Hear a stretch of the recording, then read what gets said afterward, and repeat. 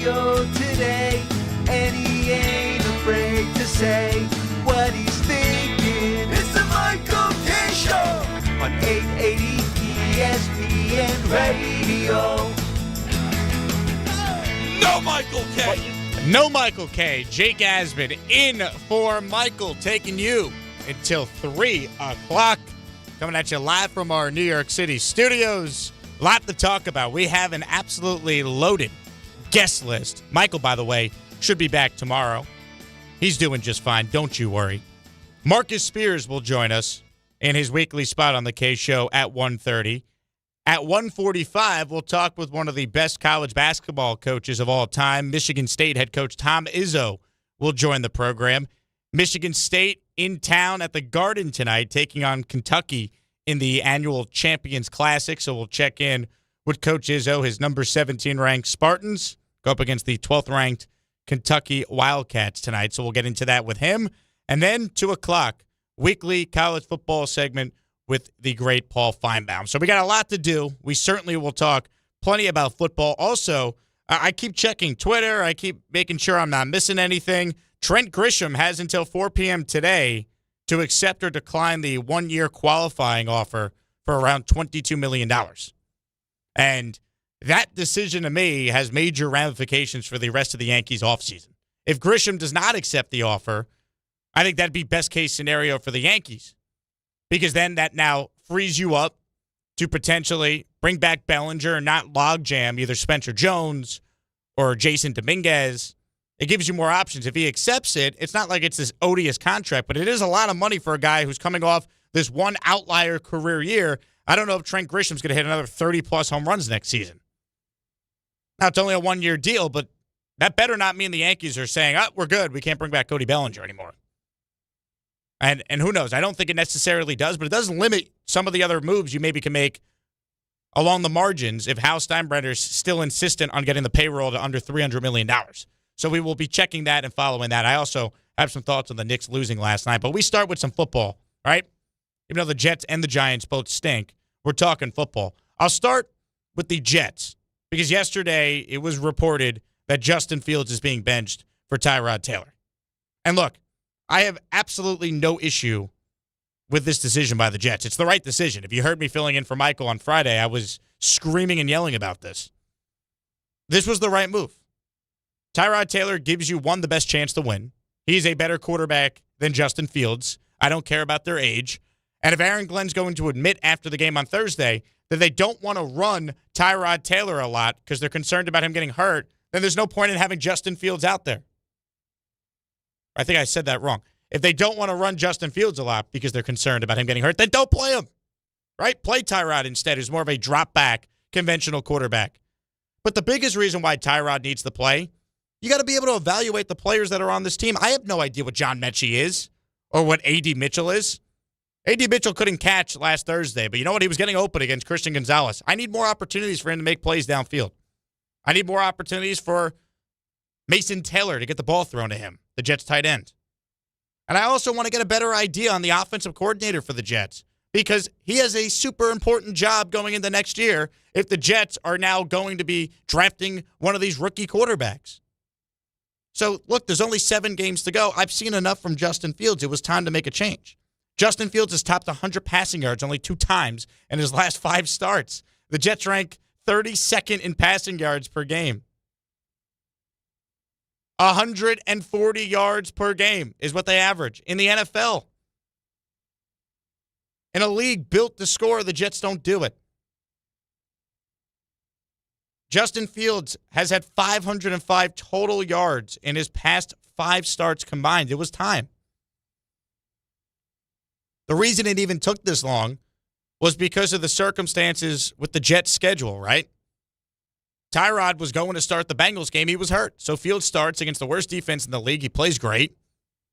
You can't bench him after that. You go into your bye week. Fields starts against the Browns. They win in spite of him.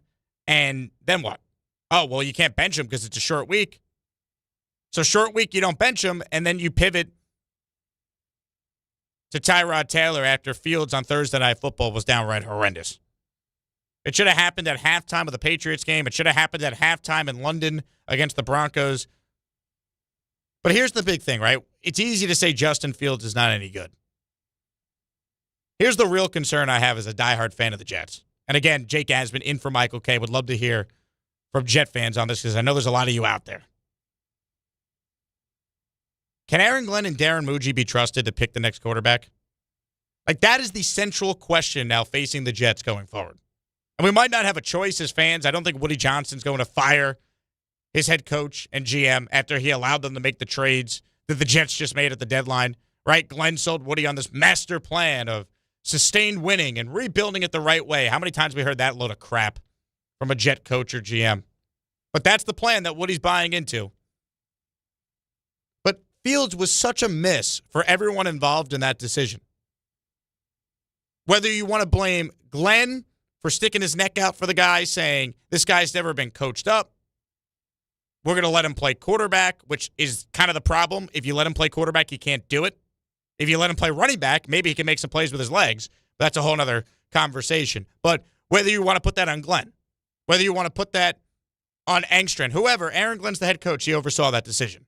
They couldn't wait to get rid of Aaron Rodgers first, oh, by the way. But also just the contract that the Jets gave Justin Fields. $30 million guaranteed, $40 million overall. They completely misread the market. Completely misread the market. Think about it.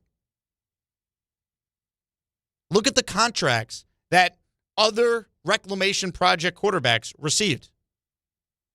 Daniel Jones comes to mind. Signed a one-year deal for $14 million. Sam Darnold 2 years ago, one-year deal for $10 million. Like, the Jets gave $40 million to Fields, $30 of it guaranteed. That's on the GM who had no feel for the marketplace. Or it's even worse. They truly thought Justin Fields was this quarterback that had never been coached up properly, and they were going to be the ones to fix him. So let's make sure we get him, guarantee his money. We have him for 2 years. We're all set. That makes the Jets also look bad. Like, every aspect of the Fields situation is a bad look for the organization. And if the Jets cut Justin Fields before June 1st, they have a $22 million cap charge they have to deal with on their books for 2026. Aaron Rodgers, because they split up his cap number, which was a moronic decision, not just taking it all on the chin this year to clean your books for next year, if you weren't going to be any good this year. But wait, the Jets thought they were going to be good, even if Aaron Glenn tries to spin it otherwise. Oh, I never said when Jet fans would be proud of the team we have. Remember that? Backpedal? To quote Don LaGreca, Glenn's hamstrings hurt after that one. But if the Jets cut Fields before June 1, $22 million cap charge, Aaron Rodgers, $35 million dead cap charge. So that's $57 million on the cap for two quarterbacks that won't be on the Jets roster next year. It's just terrible roster management. And then there's this with Glenn. He pushed back for weeks when asked about Fields' job security. He dismissed questions after they lost to the Broncos in London. Remember Brian Costello asked him about benching Fields? And he said, what kind of question is that? You know better than that? And then he benched Fields at halftime 2 quarters later the following week. And here's the other issue I have, too, with this decision, right? It's the right move again, but why I have questions about it. Aaron Glenn was playing the I'm not going to tell you who my quarterback is game with the media the last few weeks, right? And what did he cite for the reasoning for that? Competitive advantage. So now all of a sudden you don't want the competitive advantage as a 14-point underdog against the Ravens on Sunday? Why is the Field news getting out now? And you could say Jake Glenn hasn't spoken. It was reported on. Okay. Well, yesterday Jeremy Rucker confirmed it over Zoom with a weekly press conference with reporters that Glenn told the team in their meeting on Tuesday that it was going to be Justin Fields on the bench and Tyrod Taylor starting against the Ravens on Sunday. So after weeks of secrecy, now it's conveniently leaking out that the team's making a change. Like, Glenn's been all over the place with even that. And now these guys are going to be entrusted to get the quarterback situation figured out this offseason. Are they going to trade assets for another veteran? Should I trust their quarterback acumen if they were this wrong on Fields? I don't trust them. I don't think I have a choice as a Jet fan, but I don't trust them. And if they are going to make this move in the draft, right? Can they pick the right player? Can they pick the right quarterback? I mean, part of the reason Glenn said they signed Justin Fields was he was so tough to game plan against, so tough to stop. Well, every other team in the league could game plan against Justin Fields. I guess Aaron Glenn couldn't. It's a mess, man. It's the right move again. They had to do this. but it just opens yourself up for a lot of real questions. The real concern going forward is, can Aaron Glenn and Darren Muji be trusted to pick the next quarterback? Do you have any faith in them doing it? Ultimately, I don't think we have a choice again, but it's a tough spot to be in. It really is. 800-919-3776. Now to the Giants. I was listening to Chris Carlin lose his mind coming in over Cam Skattebo and Abdul Carter being at Monday Night Raw last night at MSG. And I got to be honest, I usually try to not be like the old guy, get off my lawn with the sports opinions as a younger guy on this radio station. But I think it's a bad look for both guys to be involved in that. I really do. I don't think it's the best optic for, first off, Abdul Carter to be holding up a championship belt when the Giants have 2 wins right now. You're champions of what? You have 2 wins. Second, you're in the news because you got benched for the first series of the game Sunday for sleeping through a walkthrough. Or as Abdul Carter denied, no, he was in recovery. Well, that could be semantics. Sleeping could be a form of recovery. It's a bad look. And then the New York Post reported today, it's not the first time that Abdul Carter has been late to things, which is a huge problem in that Giants building. Because you could get away with it if you're Lawrence Taylor, whose number Abdul Carter wanted, remember. You don't get away with it when you're Abdul Carter and you have how many sacks on the year? Not even a full sack? A half a sack? Really? That's the problem. So optics-wise, it looks terrible. To be at Monday Night Raw, not the best look. And then for Skattebo, who's out right now, to basically be involved in like a brawl starting there, and I get it, it's scripted, but there was still like real physical activity. If you watch the highlights that's happening there, it's not the best look when this guy's in a walking boot doing this at MSG. So it just kind of feeds to the narrative that the Giants are a mess. They're a train wreck. In a lot of ways, they become the Jets. The Jets have remained the Jets, and the Giants have become the Jets. If you think about it, right? The Giants, they fire the coach, but they keep the GM. The Jets did that how many times? They did it with my co-host on Sundays on this station, Mike Tannenbaum, and kept Rex, where you keep one and not the other. Then the Jets did the reverse of that when they ultimately fired Todd Bowles but kept the GM, Mike McCagnon. I mean, it's just another bad look for the Giants. It really is. And look, no one got hurt. At the end of the day, okay, fine, whatever. But it's not the best optics. And especially Abdul Carter. What have you done, dude? And then to go on social media and like laugh about the incident, like it's funny. Like, you're having a terrible rookie year. The Giants invested the 3rd overall pick, and you're making fun of the fact that you missed a walkthrough, and apparently it's not the first time you've been late to things. It's just, to me, not a good look at all. And I don't think it would matter if the Giants were any good, but they're not. And that's the same thing when we talk about Aaron Glenn with the media. Nobody cares what he says to Rich Cimini or Brian Costello if the team's winning. But it just kind of adds to the perception that you're a joke when you lose. And that's what's happening here.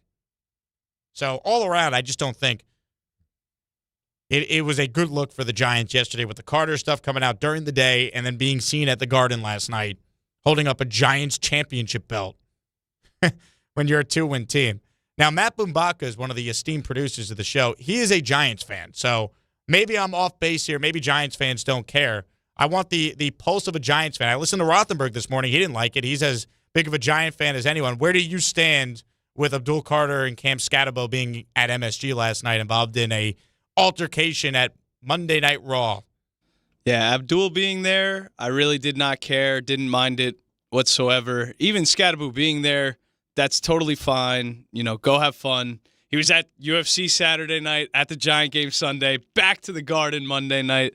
But getting involved physically, like, you saw the video, right? Oh, yeah. Like, there's one thing to be there and, like, you're in the crowd, right? That's fun. Jalen Brunson did something like that with Therese Halliburton like 2 years ago. Yeah, but that was more just a stare down. Right. He didn't actually shove someone. Like, and this, I saw some quotes from Michael Strahan talking about this that he didn't like it. He's like, man, I was supposed to be there, and then I saw Scat there, and I go, I wish I was there because I don't like seeing our guy who's out involved in that altercation. Take care of yourself. So a Giant legend agrees with me on this. So that's why I don't like to be the old man, get off my lawn. But I just think this is like a bad optic, and it's just a silly decision by Skattebo to do this when he's an injured player right now. He's doing this in a walking boot. Yeah, and as a fan, like, listen, it is okay for him to shove somebody as part of the bit, but he got shoved back. Right, he was actually, that's what, people who haven't seen the clip, he was actually in the melee. That I get it, it's scripted, but guys get hurt in wrestling all the time in the WWE. Yeah, and the guy dislocated his ankle about a month ago. You don't want to see somebody pushing him. That's not, as a Giant fan, that's the last thing you want to see. Yeah, it's I don't know. Is it going to be the end of the world? I guess not. No one got hurt, but it's just a bad look. And the Carter thing again, how are you missing stuff? And how was the punishment from Kafka just you miss a series?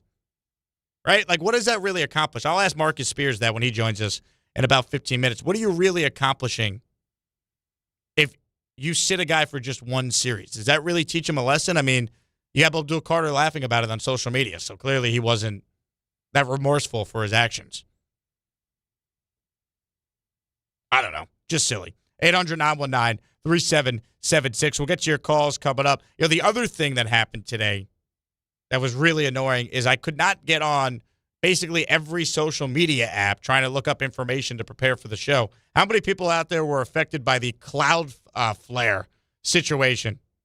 Major platforms like X, ChatGPT, Spotify, Facebook, League of Legends, all these different things were just shut down today. So it has been a hectic morning, to say the least. But we're excited to be with you. We got a lot to do. At Jake Asman on Twitter is where you could find me. Once again, no Michael K. No Michael K. He should be back tomorrow. But right now, let's get to some of your calls. I want to hear from the Giants fans out there. Boombaka seemed a little bothered, but he's not freaking out over it. How about Manny in New Jersey? He's a Giants fan. Manny, your thoughts on the WWE situation? Yeah, so it's their time now. It's Cam's time right now. It's Abdul Carter's time right now. They may never be called back to WWE to do that again. So, of course, they had to do it now. I don't see a problem with it. We all know that it's scripted. It's usually just a push or two, and that's about it. But they're young. They have to take advantage of these opportunities where WWE is paying them just to show up. You know, so while I agree that the Abdul Carter thing is not ideal because he missed a practice or showed up late or whatever, but at the end of the day, this is something that they did for themselves for the money that they're getting. Well, I don't know. So I don't know what they were paid, Manny, but they get paid plenty by the Giants. Like their obligation is to their football team that pays them millions of dollars, not to WWE if they can get a paycheck. So I agree with that, but I'm sure that there's an appearance fee for them just to go and show their face. And one other thing, real quick on the Jets, when have the Jets ever propped up a quarterback? Like, I'm surprised by Jets fans and their reaction this year, thinking that they were going to be good. When have they ever produced a quarterback that wasn't already a veteran quarterback? The fact that they thought Fields was going to come in and do anything at all shocks me, like, completely. We all knew he could not throw the ball. He was not good in Pittsburgh, and the Jets cannot develop a quarterback. Tell me where were they looking, where they thought Justin Fields, not only is he going to be good for us this year, but maybe next year, so let's give him a 2-year contract and see where this goes. It was absolutely foolish. I don't know what Jets fans or the ownership thought bringing Fields in because he's absolutely terrible. Manny, I agree. Good call. Look, here's the thing. And to your point, the contract is so egregious. It's only one of two things it means. One, they completely misread the market for what a player of Justin Fields should be going for. Or two, they truly thought they had their guy. And if it's the latter, that they actually believed what they were saying, and I have reason to think they did, right? Glenn from the beginning talked about how Fields has never been coached properly, even though they benched him in Pittsburgh a year ago with the team at 4-2. Think about that. Even though Justin Fields was on his third team in 3 years. Right? They said he's never been coached properly. The GM compared it to Darnold and Mayfield revitalizing their careers. And then the contract was so much bigger than anyone could have imagined. It continues to give the illustration that they actually thought they had their guy. And I think that's why Glenn was so stubborn with Fields, because he didn't want to admit they got it this wrong. Like, this was a complete whiff by the GM with the contract and by the head coach for saying what he said about Fields and how they were going to be the ones to get the most out of him. They haven't come close. And Glenn has actually sounded pretty clueless when he's talked about the quarterback situation in general. The most notable thing, him saying the other night after the game, well, we don't want to run him too much because obviously we don't want him to get hurt. Coach, your only path to have success is to utilize his ability to run. When they said they were going to let Justin Fields play quarterback, you know, my eyes got real big. Like, what? You're implying that Mike Tomlin and the Steelers didn't know how to use him? But you guys are, the Jets? You guys are going to be the ones to develop him? I don't know. But you give it a chance because what else can you do as a fan? And it's been horrible.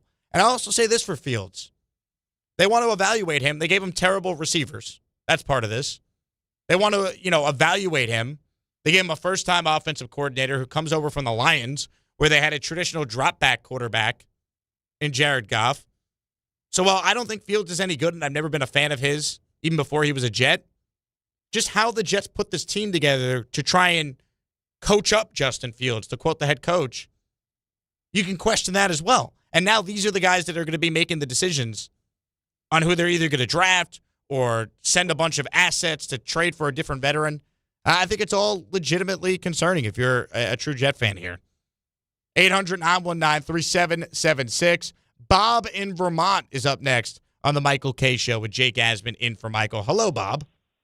Hi, Jake. I agree everything you said about the Giants. It was stupid for them being there as true. It was ridiculous. And you're a Giants fan, Bob, so you didn't like it. Yeah, I am. I couldn't believe Skattebo got involved with it. He's injured, like you say. He has a walking boot on. And then the rookie guy wearing his belt, that was ridiculous. I couldn't look at that. And I like this chat and YouTube. Jake Asman is a great person. Do not pick on him. That's all I have to say to begin with. Because you're an excellent host of everything you do, Jake. Bob, okay? Thank you. Your check is in the mail. I appreciate it. Folks, I'll admit it. I paid him to say that. So thank you, Bob. And yes, you can watch the show on the ESPN New York YouTube channel, which is great. So definitely check that out or download the ESPN New York app if you can't listen on 880 a.m. I got a tweet from TMKS Burner who says, how do I not call out that caller for saying Cam got paid just to show up?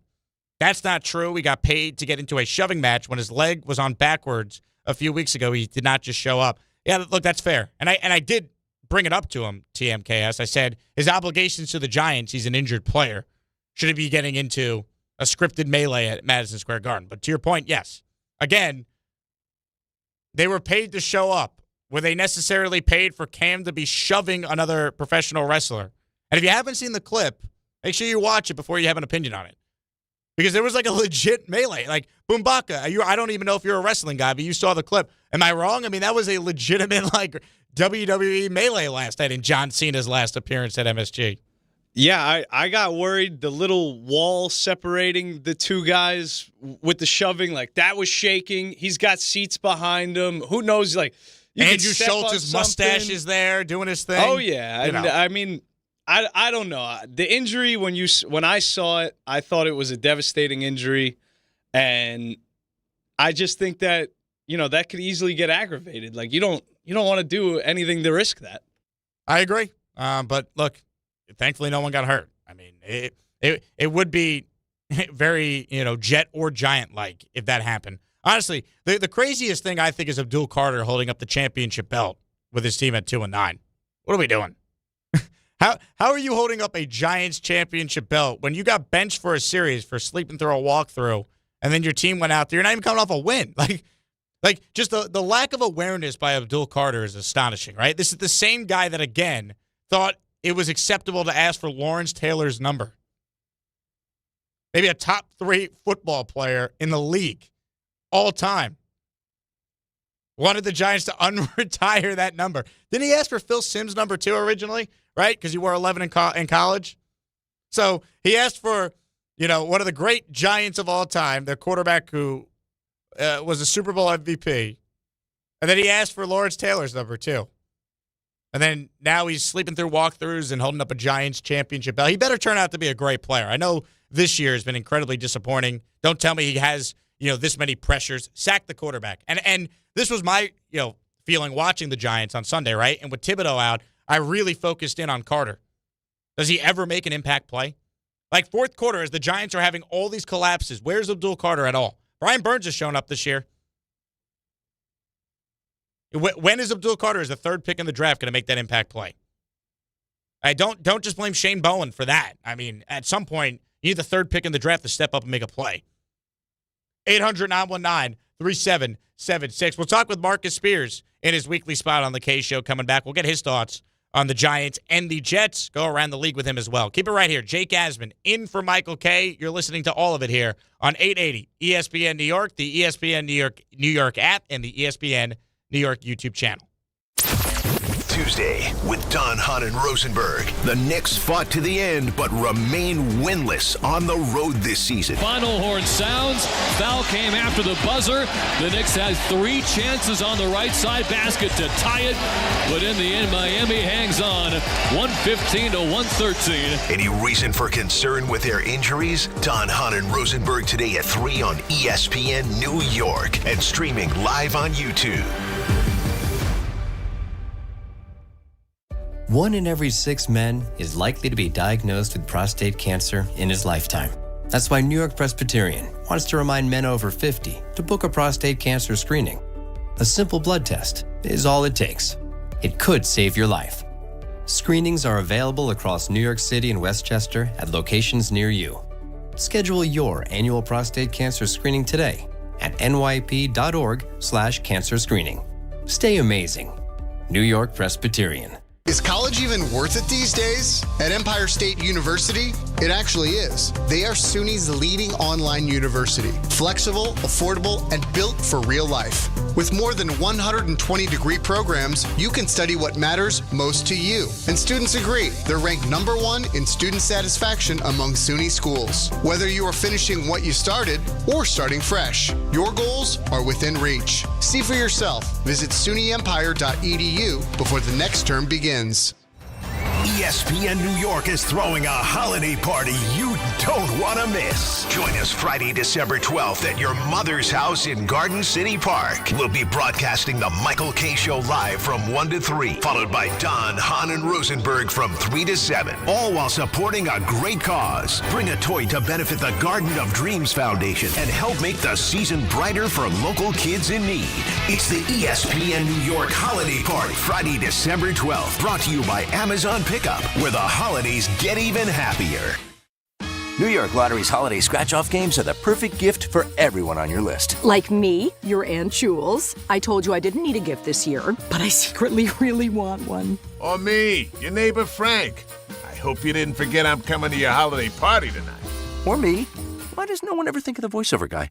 Anyway, New York Lottery's holiday scratch-off games have more winners and top prizes up to $5,000. Please play responsibly. Must be 18 plus. Gambling problem? Call 1-877-HOPE-NY or text HOPE-NY. Michelle's Moment here for Gainbridge and their Give Back program, Gainbridge Assist, powered by Parity. Gainbridge and Gainbridge Assist, powered by Parity's goal is to empower girls and women through sports and education, providing 32 organizations in 21 states $222 of grant funding during 2025. These grants aim to level the playing field and expand access to sports and education for girls and women across the country. Here's to a future with no limits for women's sports with Gainbridge and Gainbridge Assist, powered by Parity. Coach Saban here. On the field or on your walls, coverage matters. That's why I go with Behr Marquee Interior Paint and Primer from the Home Depot. Exceptional hide, advanced stain blocking, and over 1,000 colors to choose from. Behr Marquee delivers one-coat coverage that stands up to real life. One-coat coverage, no overtime. Behr Marquee, only at the Home Depot. How doers get more done. Valid only when tinted to colors from the Behr Marquee Interior One-Coat Hide Collection.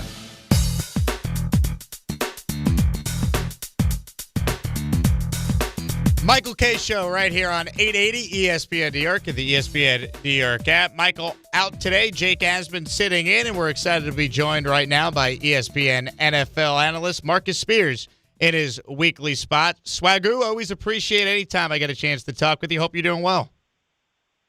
Thank you, man. Jake, how you doing, brother? I'm hanging in. So, I mean, talk to us about Vegas last night. I mean, we could get into maybe the fun you had after the game if you want, Marcus. But as far as the actual game last night, give us your thoughts on what we saw from the Cowboys and the Raiders. Was it more about the Raiders being bad, or did the Cowboys actually show they might have some fight left in their season? It was a little bit of both. I mean, the Raiders are awful. The Raiders had a 12-man on the field while Dallas was kneeling to end the game. So that tells you where they are right now as a franchise.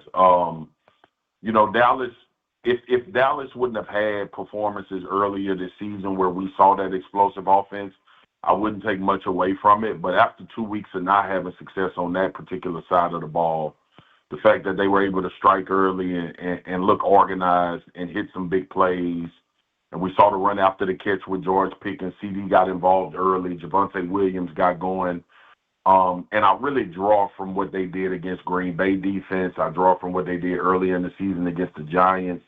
So, again, there is something you can obviously take away from that. But with what that team has been through with losing a teammate and having to deal with, the emotion of the game and all of the things that's surrounding Dallas right now, I thought it was a really good performance, a really good, honor of Marshawn Kneeland, but also a good performance after a pretty tumultuous week. And I think you got to factor that in.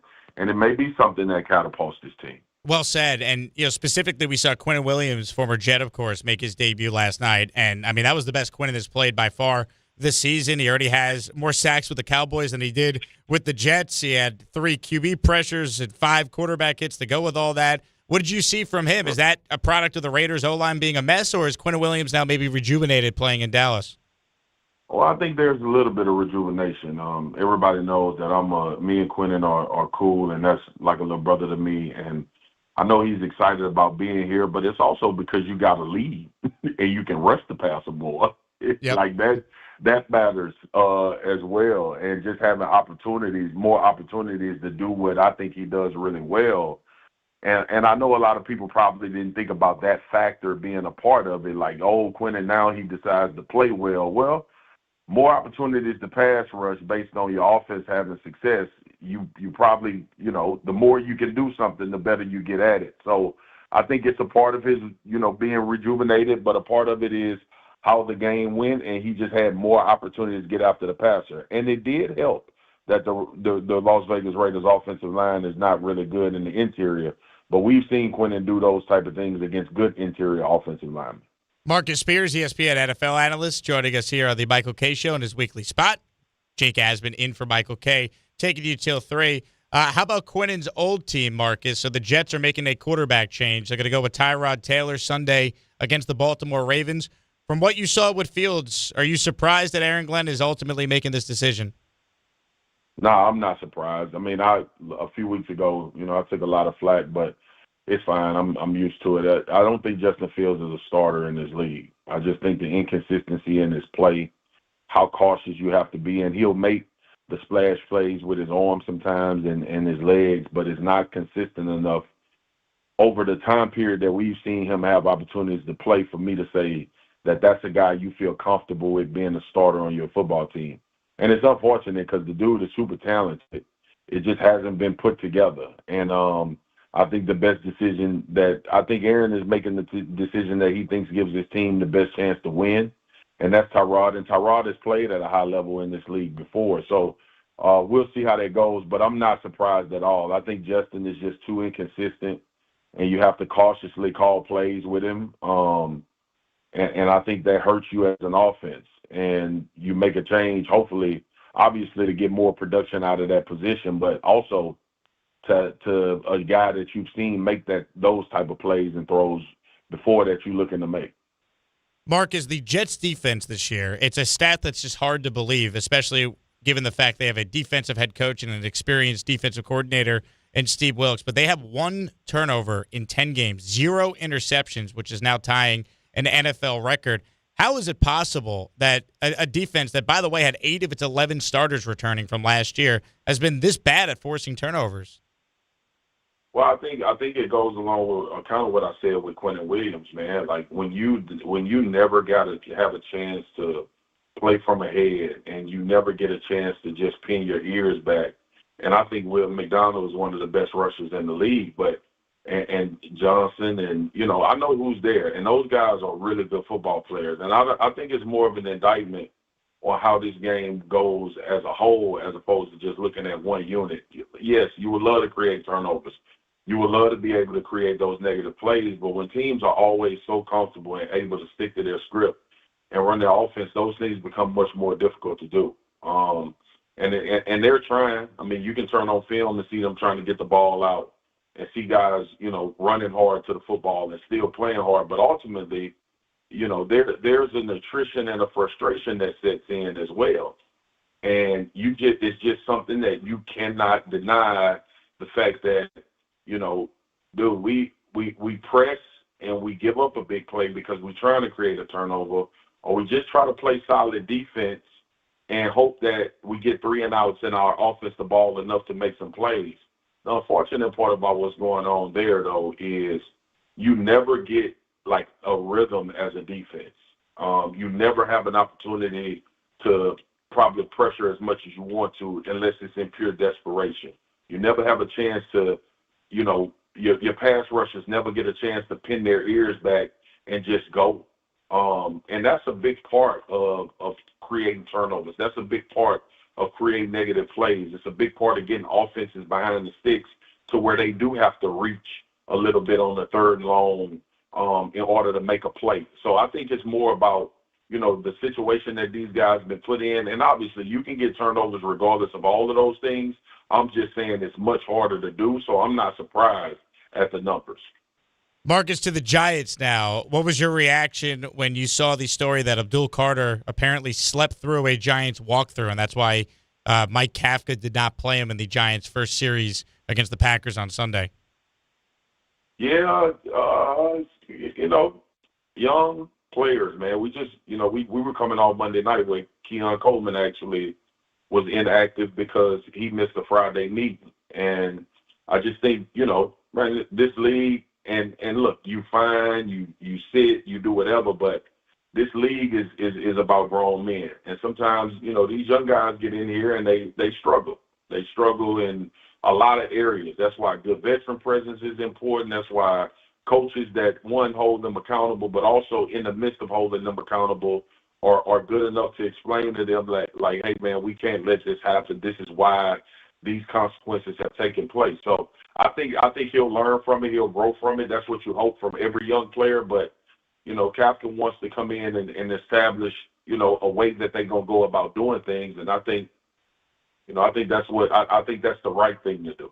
Apparently, it was not the first time he's been late for things. My question to you as a former player, Marcus, does benching a guy for only a drive, does that do anything? Does that accomplish anything? Because then Abdul Carter's on Twitter yesterday, and he's basically poking fun of himself and making light of the situation. So it's not exactly like he was very remorseful for his actions. Like, what does actually benching a guy for only one drive actually accomplish? Yeah, it's immaturity. I mean, look, the accountability really comes from the guys in the locker room. I mean, coaches can discipline and they can say, but that's going to have to come from a Dexter Lawrence or a Brian Burns or a Kayvon Thibodeau. That's going to have to come from those guys. That's when it really hits home, is when your peers get after you. And I think that's probably going to be the most effective method. It's a different athlete now. And, we can get into a long conversation about, these guys being young and being treated like they superstars before they really do anything, and all of that that comes with that NIL. They coming into the pros with $1 million in their bank account now. So you're dealing with different guys. That level of discipline, desperation, and what you want to get accomplished is different. And we can either be old men on the stoop griping about it, or we can try to adjust and figure out how to get the best out of them. And I think it's a healthy mix of both. Bench his ass, sit him down. But like I said, the accountability got to come from his peers, and then, dudes usually straighten up when you start taking their money away. So it may get to that. Marcus Spears, ESPN NFL analyst, with us here in his weekly spot on the Michael Kay Show. Jake Asman in for Michael. Marcus, how about some other stories around the NFL before we wrap? The Philadelphia Eagles, they're 26-5 over their last 31 games. They're the defending Super Bowl champs, yet It just feels like there's so much drama surrounding them. What are your thoughts on everything that you're hearing going on in Philadelphia, despite the fact, again, they just keep winning seemingly every game? Nothing at all. I've said it for a couple of weeks. They thrive in this type of environment, and it's not for every team. Every team can't function in this environment. Every team doesn't have enough dudes to still be good while they figuring things out. I think it speaks a lot to Howie Roseman and the job that he's done putting a roster together where you can withstand some storms from not only within but from without. But this team has functioned in a lot of turmoil before. This is not new. We were sitting here, a year ago saying, what's going? Why Jalen Hurts won the Super Bowl throwing 20 touchdowns? It's the unconventional way. And yeah, you don't love it. You don't love AJ being disgruntled. You don't love the offense not having the success that they have. But most of the time, in wins or losses in the NFL, you go back into the film room on Monday and you figure out what you're doing wrong anyway, even if to the public it looked good. So I think a lot of it for those guys is let's just continue to be who we are, and when we get this thing figured out, we'll start rolling. And I think that's what you have to be if you're the Philadelphia Eagles. The outside noise really don't matter, man. These dudes are Super Bowl champions. They've been the two majority of this roster. If anything is a concern, it's the fact that Lane Johnson is out now, and I could see that being an issue. But anything else with drama and this guy being disgruntled and not liking something, man, look, like you said, they won a lot of games while we've been trying to figure out what's wrong with the Philadelphia Eagles. And the ultimate goal in this whole thing is to get a W on Sunday. I'll tell you what, I think every Jet and Giant fan would gladly trade their problems for what the Eagles' apparent problems are. Yeah, must be nice. My God. Marcus, great to catch up. Thank you so much for coming on today. Really appreciate it. All right, brother. Thank you. Marcus Spears, ESPN NFL analyst, with us there. Coming up, we hear from one of the greatest college basketball coaches of all time, Tom Izzo, the head coach of the Michigan State Spartans, who are playing at the Garden tonight in the Champions Classic. He's going to come on, and we'll talk some hoops with him. Keep it right here. Jake Asman in for Michael Kay. It's 880 ESPN New York and the ESPN New York app. FanDuel is the #1 sportsbook for same-game parlays. From points and rebounds to threes and assists, FanDuel is the best place to combine your favorite picks into a same-game parlay or track every stat live all in one easy-to-use app. And right now is the perfect time to join because new customers get $150 in bonus bets if your first $5 bet wins. So bet on the players you love the way you want. FanDuel is the best place to combine your favorite picks into a same-game parlay or track every stat live all in one easy-to-use app. Head to FanDuel.com/K to sign up today. FanDuel, official sports betting partner of the NBA. 21 plus and physically present in New York. First online real money wager only. $5 first deposit required. Bonus issued as non-withdrawable bonus bets which expire 7 days after receipt. Restrictions apply. See terms at sportsbook.fanduel.com. For help with a gambling problem, call 1-877-8-HOPE-NY or text HOPE-NY 467-369. 1-877 Cards for Kids. KARS Cards for Kids. 1-877 Cards for Kids. Donate your card today. 1-877 Cars for Kids. KARS Cars for Kids. 1-877 Cars for Kids. Donate your car today. Ready to get rid of that old car? Donate it to Cars for Kids. Call 1-877 Cars for Kids to reach a friendly live agent. Donation's super easy, and your car can be picked up as soon as tomorrow. Call us now, 1-877 Cars for Kids. That's Cars with a K to donate your car today. 1-877 Cars for Kids. Donate your car today. Did you know you can donate real estate too? Go to carsforkids.org. That's carsforkids.org. Coach Saban here, and let me tell you, every second matters. Preparation is everything, and that's why I trust Kidde Smoke Alarms. And as North America's #1 home fire safety brand, they're built to respond over 25% faster to smoke detection. Kidde helps protect what matters the most. Find it at the Home Depot. How doers get more done. Number one claim based on total household installations as of December 2023. 29% faster average smoke detection based on internal testing of smoldering wood fires for Kidda 9th edition versus leading competitor 8th edition products. From kickoff to cash out, ESPN Bet has the tools you need to score more on game days. Bet smarter with stats at your fingertips. Get personalized parlays built just for you. And with your fantasy team synced right in the app, you can back your squad. Right now, new customers get $100 in bonus bets when you bet $10. Sign up with promo code USL to get started. Must be 21 plus. Gambling problem? Call 1-800-GAMBLER. Terms and conditions apply. See app for details. Offer not available in New York. ESPN New York is throwing a holiday party you don't want to miss. Join us Friday, December 12th at your mother's house in Garden City Park. We'll be broadcasting the Michael K. Show live from 1 to 3, followed by Don, Hahn, and Rosenberg from 3 to 7, all while supporting a great cause. Bring a toy to benefit the Garden of Dreams Foundation and help make the season brighter for local kids in need. It's the ESPN New York Holiday Party, Friday, December 12th, brought to you by Amazon Pickup, where the holidays get even happier.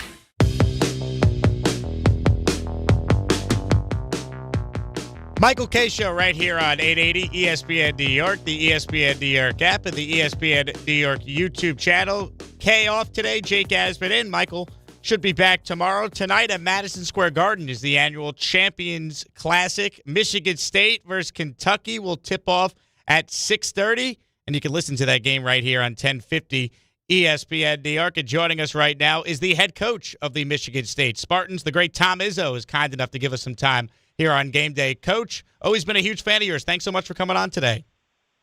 Well, thanks, Jake. I appreciate it. So what is it like for you to get a chance to play at the Garden? I know you've done it so many times, but does it still have that special feeling for you? Oh, yeah. You know, when you talk about the Michaels and Magics and Larrys, and you talk about the LeBrons, and, you know, anybody you talk to, any of my former players, from Draymond to, you know, Jaren Jackson and guys like that, they all still love the Garden, you know. So the Garden is the Garden. I think it's the reason it's the Mecca. So, yeah, it's exciting for me and my team and our fans. You know, tell us about your team this year, Coach. One thing I've always loved about you is you've never been afraid to schedule a really difficult non-conference. Arkansas, Kentucky tonight. You still have games with Duke and North Carolina. Why is that so important for you? Yeah, I mean, an exhibition game against UConn. So I don't know if it's stupidity or if I think it really helps us in the end, but I think it really helps us in the end, you know, help me build my program. I learned from the great John Chaney. He used to tell me schedule, stand to the best. It'll help you and your program and everything else. And I think over the years it has. You know, there's some years that, you know, it's taken a toll on us a little bit, but still for us, the goal is not how many games we win. It's how we're playing at the end of the year. And I think that gives us you know, when you play good teams, it gives you a real feel where you are. You're not being fooled, and players don't get a chance to get cocky and arrogant and entitled because we usually get our brains beat in by somebody. Hopefully not tonight. Hopefully not tonight is right. Tom Izzo, head coach of the Michigan State Spartans, is with us here at ESPN New York. Champions Classic, of course, tonight at MSG, and Michigan State and Kentucky will kick things off at 6:30 for the tip-off time. You know, Coach, you lost your top three leading scorers from last year's team. So when you look at this year's team so far, what has stood out? What are some of the things that you've had to adjust to trying to bring in new scorers for your team? Yeah, I'd say that's the number one issue we have right now. You know, we lost one kid, Jace Richardson, a little later at the end of May, so couldn't just go out and get somebody. The portal was already changed. But I think our bigs are better. I think we have a couple of good freshmen, both from out east, exactly, Virginia and from Baltimore. And that's been a positive. Our point guard, Jeremy Fears, is playing a lot better. Cone Carr has really improved, but we are hurting a little bit at the two guard. We haven't had the consistency we need both on either end of the court, you know. So we're hoping to find one that scores it and defends it. And that's easier said than done. So right now we're doing it by committee with a bunch of guys that have never, two transfers and a freshman who didn't play much last year. So we're making progress. You know, it's not going to come overnight, but hopefully we'll shoot the ball well there tonight, and hopefully we'll defend it well for the rest of the year. That's going to be important for us. Now, Coach, you've been around a very long time, of course, but the sport of college basketball, I mean, it's changed, drastically with the transfer portal, and you just referenced that. Of course, there's NIL now involved. Like, how have you as a coach, how have you been able to evolve how you go about coaching the players today and just building your roster seemingly every offseason? Well, I still trying to stick with relationships and homegrown, so I'm evolving, but I'm trying to do it in a different way than some that are putting 10 new guys on the floor every year. I still believe in the relationship-based thing. I still believe in the guys that you build in your program are someday going to give you a little more. So that's what I've still stuck with. I mean, it's a crazy time in college sports and football and basketball especially. You do got to adjust, but I don't think you can change who you are or what you are. So I'm trying to stay who I am, what I am, and yet make the subtle adjustments of living in a new era that is I complain about it a little bit publicly. Most don't, because I'm kind of getting toward the end of my career, not the beginning of it. So I think everybody feels the same way. Some just say it and some don't. Have you thought about how many more years you want to continue to coach? No, sometimes I say, God, I got 5-6 years in me. Sometimes I say I got 5-6 days in me. So, it's ever changing. And yet I have not one time have I got up and said, man, I'm ready to be done. I got a lot of friends, Jay Wright and Mike and Roy. And of course, Nick Saban and I started together. I've seen a lot of guys. Some of those guys are older than I am, but they, you're getting more guys that are hanging it up more because of the system than because of fatigue. And so I'm trying to fight the system. So when I get done, I hope it's because I'm ready to give it up, not because I'm frustrated with what's going on. You have to obviously still love doing it, though, right, Coach? Because, I mean, for someone like you mentioned some of your peers who were great coaches that stepped away because of the system. How do you deal with this system but still finding that love that you have for clearly coaching your team? Yeah, I just keep fighting it. I'm too stubborn to give into it, and but I still love. I said it this way, the best way I can talk how I feel about it. I still love my team. I love the daily stuff. I love coaching. I just don't respect my profession like I used to, and that's our fault. We got to do something about it. Whether it be coaches, whether it be administrators, whether it be commissioners, we've all got to get together and see if we can make this better for all parties. And I'm still in for the fight of that. Final question, Coach, because you're in New York. Do you have a favorite New York spot when you come here with your team? You guys going to be sightseeing at all with your squad? Yeah, it's funny. I've come here a lot. Big Ten tournament was here. I've come here for NCAA regionals and things, and first round, second rounds. I've been here with the champions thing 3, 4, 5 times, and love New York and love to come in, but not a lot of time for sightseeing. When you got Kentucky, Duke, or Kansas on your on your the next night after, we're kind of working and trying to get some things done. But our guys get to take a little walk around the city. I do too, and it's a great place to visit. You guys. Tough place to live, if you ask me, because it's so crazy here. But if I was here more often, I'd probably adjust a little better. And I'll just say that New Yorkers have been good to me, so I appreciate them. And I love the Garden. I love what this tournament brings. And hopefully we can find a way to win a game. Looking forward to the game tonight. Last time you guys faced off at the Champions Classic, I don't need to tell you, it went to double overtime. So hopefully we get another thrilling game tonight. Looking forward to watching. Yeah, I hope that's true. It was a good time for us, but Kentucky's good. They're really good, and we're still growing. But that's what these teams do. Sometimes they help speed the process of the growth. So we're ready to play. We've had great practices. I'm really looking forward to it, and so hopefully enjoy it, whether you're there in person or on TV. Coach, enjoy the game later. Thanks so much for a couple minutes. Appreciate it, Jake. Bye-bye. Michigan State head coach Tom Izzo with us there, one of the greatest college basketball coaches ever. 2000 national champion, into 8 Final Fours, and still going. And I give him credit because you think of some of the coaches he mentioned there.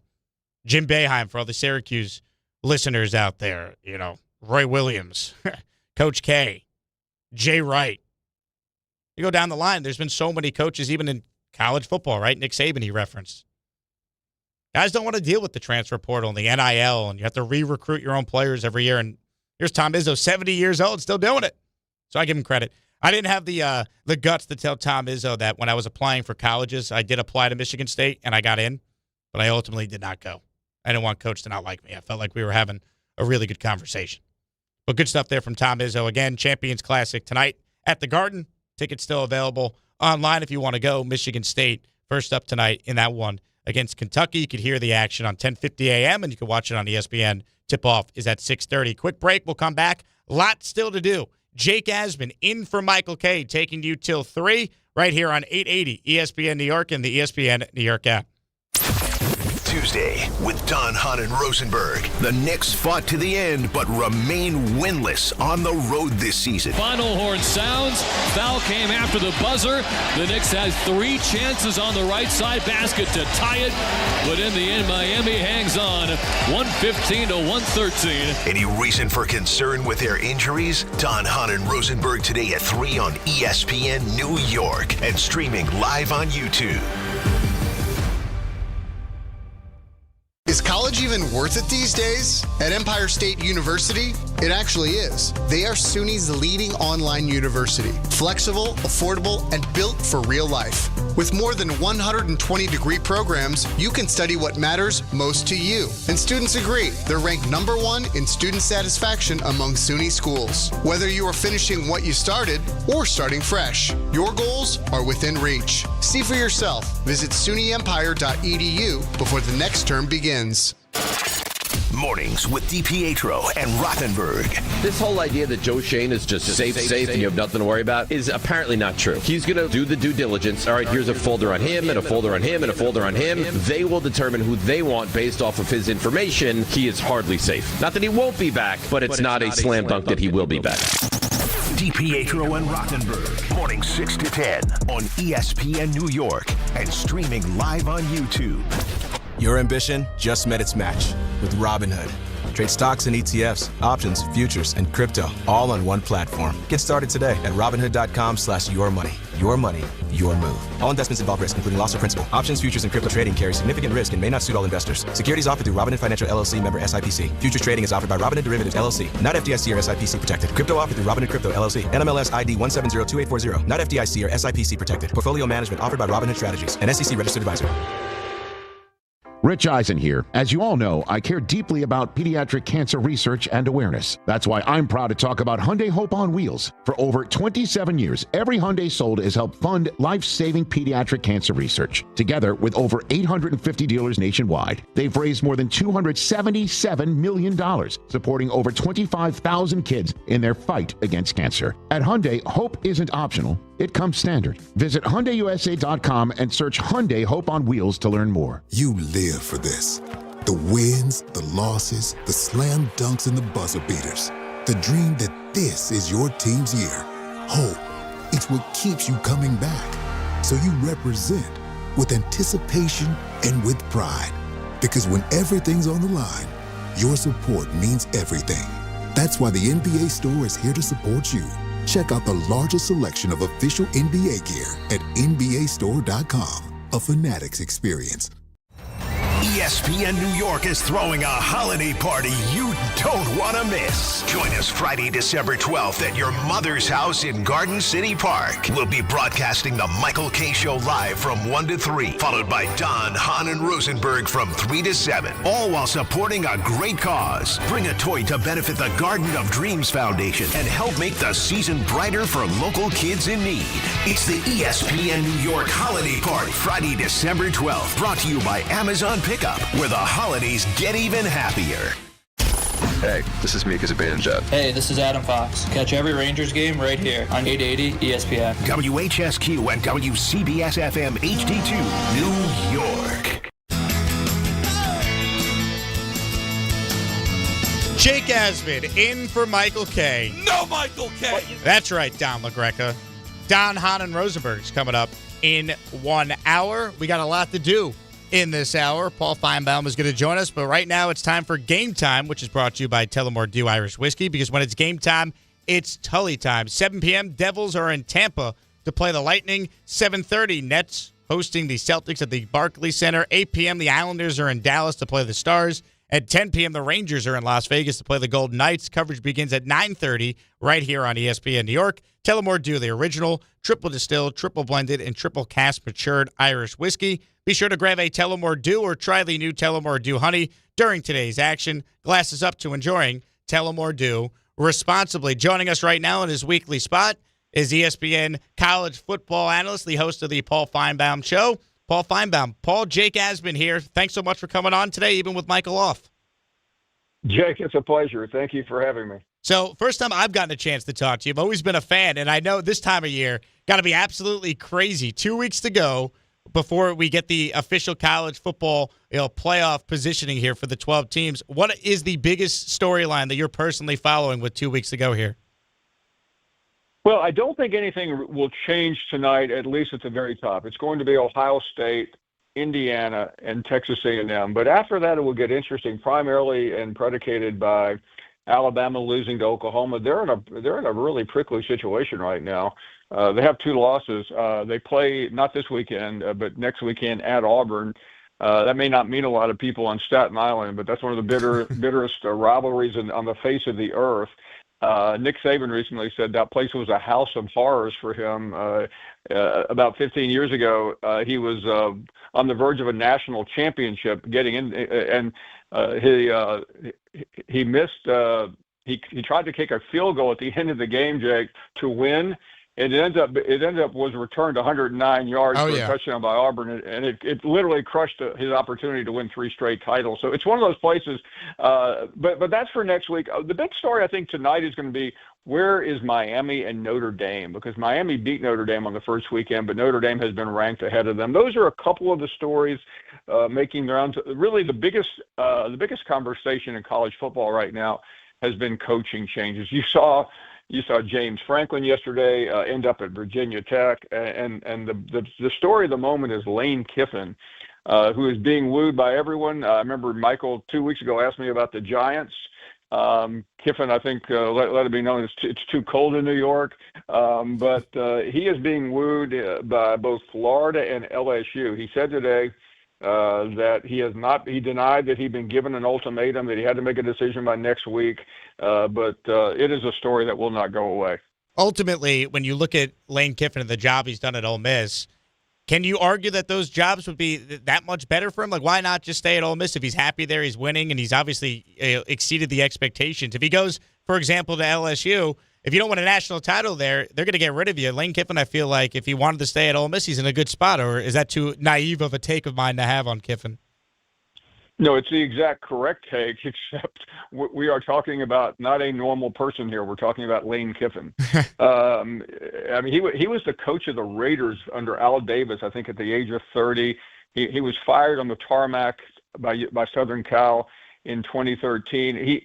He's a guy that can win a national championship at Ole Miss, but I think deep down he feels like, I need to go somewhere else to do it consistently, because college football is all about money right now. It's all about payrolls. It's all about NIL. I don't know what he's going to do, but the fact that his family, his ex-wife, who's now his current girlfriend, go figure that one out, and his entire family went to Gainesville on Sunday in Baton Rouge. I mean, by the way, these are not garden spots, okay? It's not like you're going to have a vacation at these 2 places, because they just wanted to get a good look, because it's a family decision.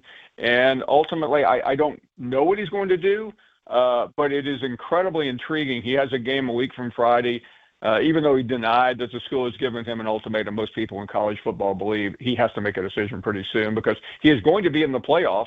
And the idea that think about this in the NFL or in any other sport, a franchise or a team going into the biggest moment of the year without your head coach. It really is unbelievable. Just another day in college football. Paul Finebaum with us here on the Michael Kay Show. Speaking of coaches, one of the things I wanted to get your thoughts on, I think we've now had 13 FBS coaching positions open up this year, second most that we've had over the last 5 years. Why do you think, Paul, we've had so many this year? Is this now going to be like a trend going forward? I mean, it just feels like it's the wild, wild west with not just transfer portal, NIL, but now with all these coaching searches. Well, there just simply is no patience. Some of it has to do with players getting paid. Remember the old days in my field, you would say, well, you can't criticize these guys. They're not being paid. Well, they are now, and they're being paid millions of dollars. But the coaches now are also making so much money. In the SEC alone, the league I cover more than any, of the 16 coaches, I think 14 are making more than $8 million a year. The top coaches are up to $12 million. So when you get these type of salaries, there's no like wait till it's like the NFL. You have a bad game, you're on the hot seat. You lose a couple more, you're going to get fired. Like Brian Kelly had a $54 million buyout. James Franklin had a $52 million buyout. Now that was mitigated by the fact that he got a new job. I would have taken the $54 million and gone to the beach. I don't know about you. I'm right there with you. Do you think Brian Kelly gets a job during this cycle, or could he sit out for a year?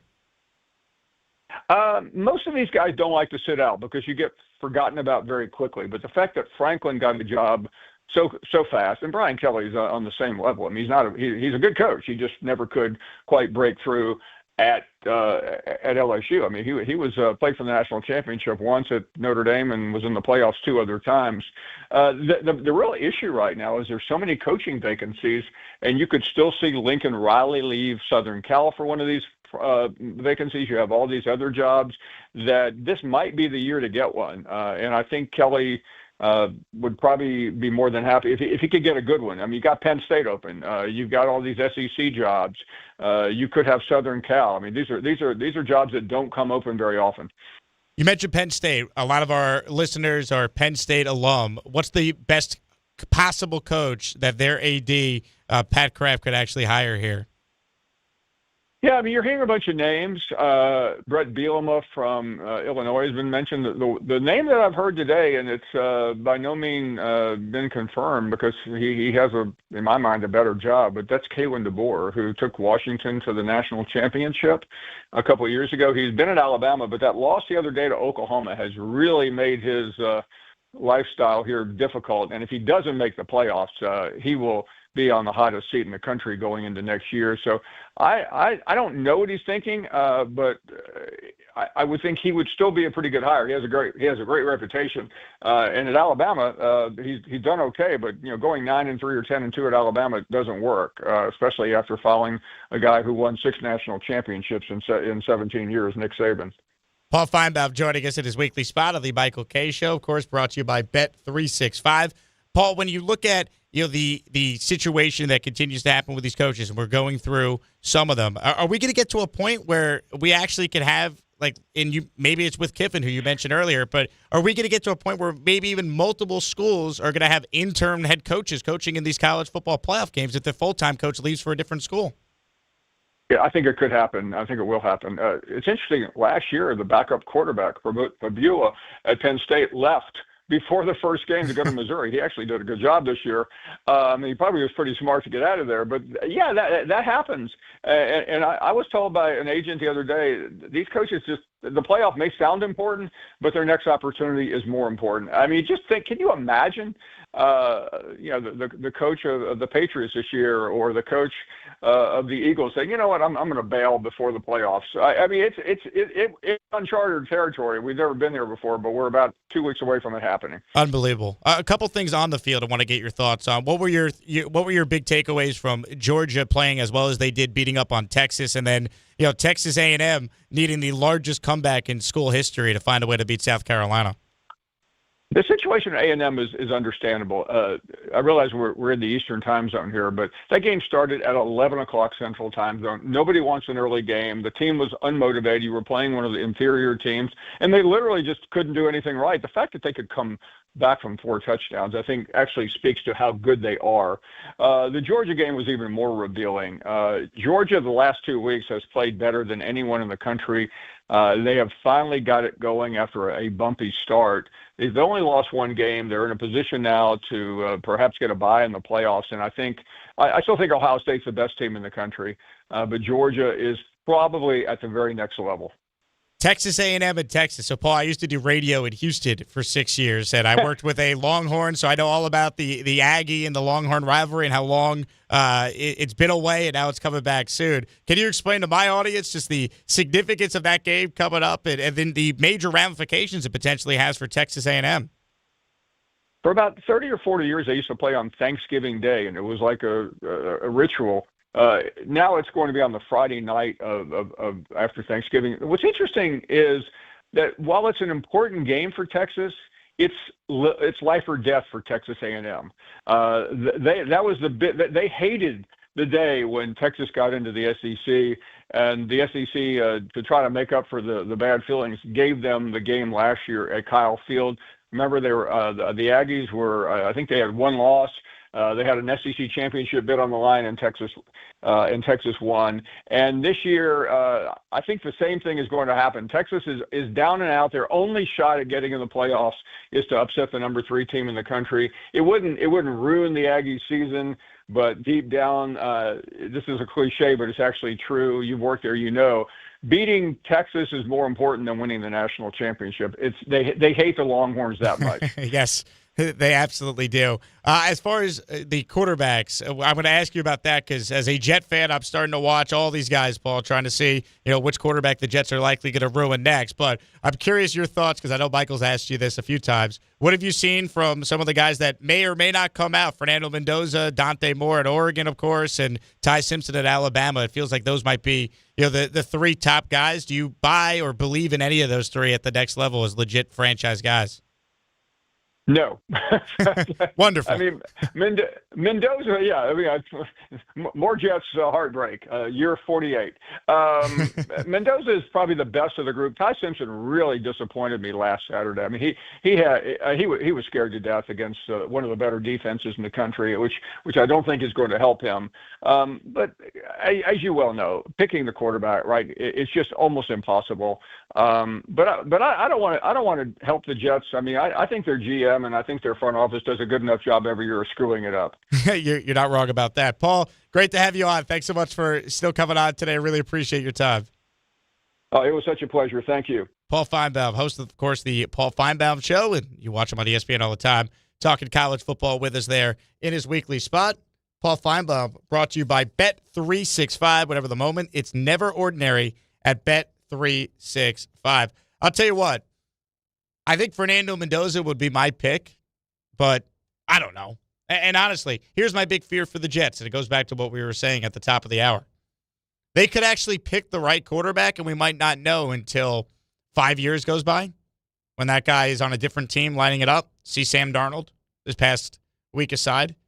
Right, like the Jets actually picked the right quarterback. Sam Darnold was worthy of the number 3 pick in the draft. They just decided, hey, the best way to help Sam Darnold succeed was to hire Adam Gase, who, to quote the owner's brother, who was the acting owner at the time, Christopher Johnson, Adam Gase is coaching football to where it's going. That's an actual quote. So, I mean, you could pick the right quarterback and then surround him with nothing. The one thing I will point to with the Jets that does give me some glimmer of optimism for, whoever the quarterback is that's coming in next year.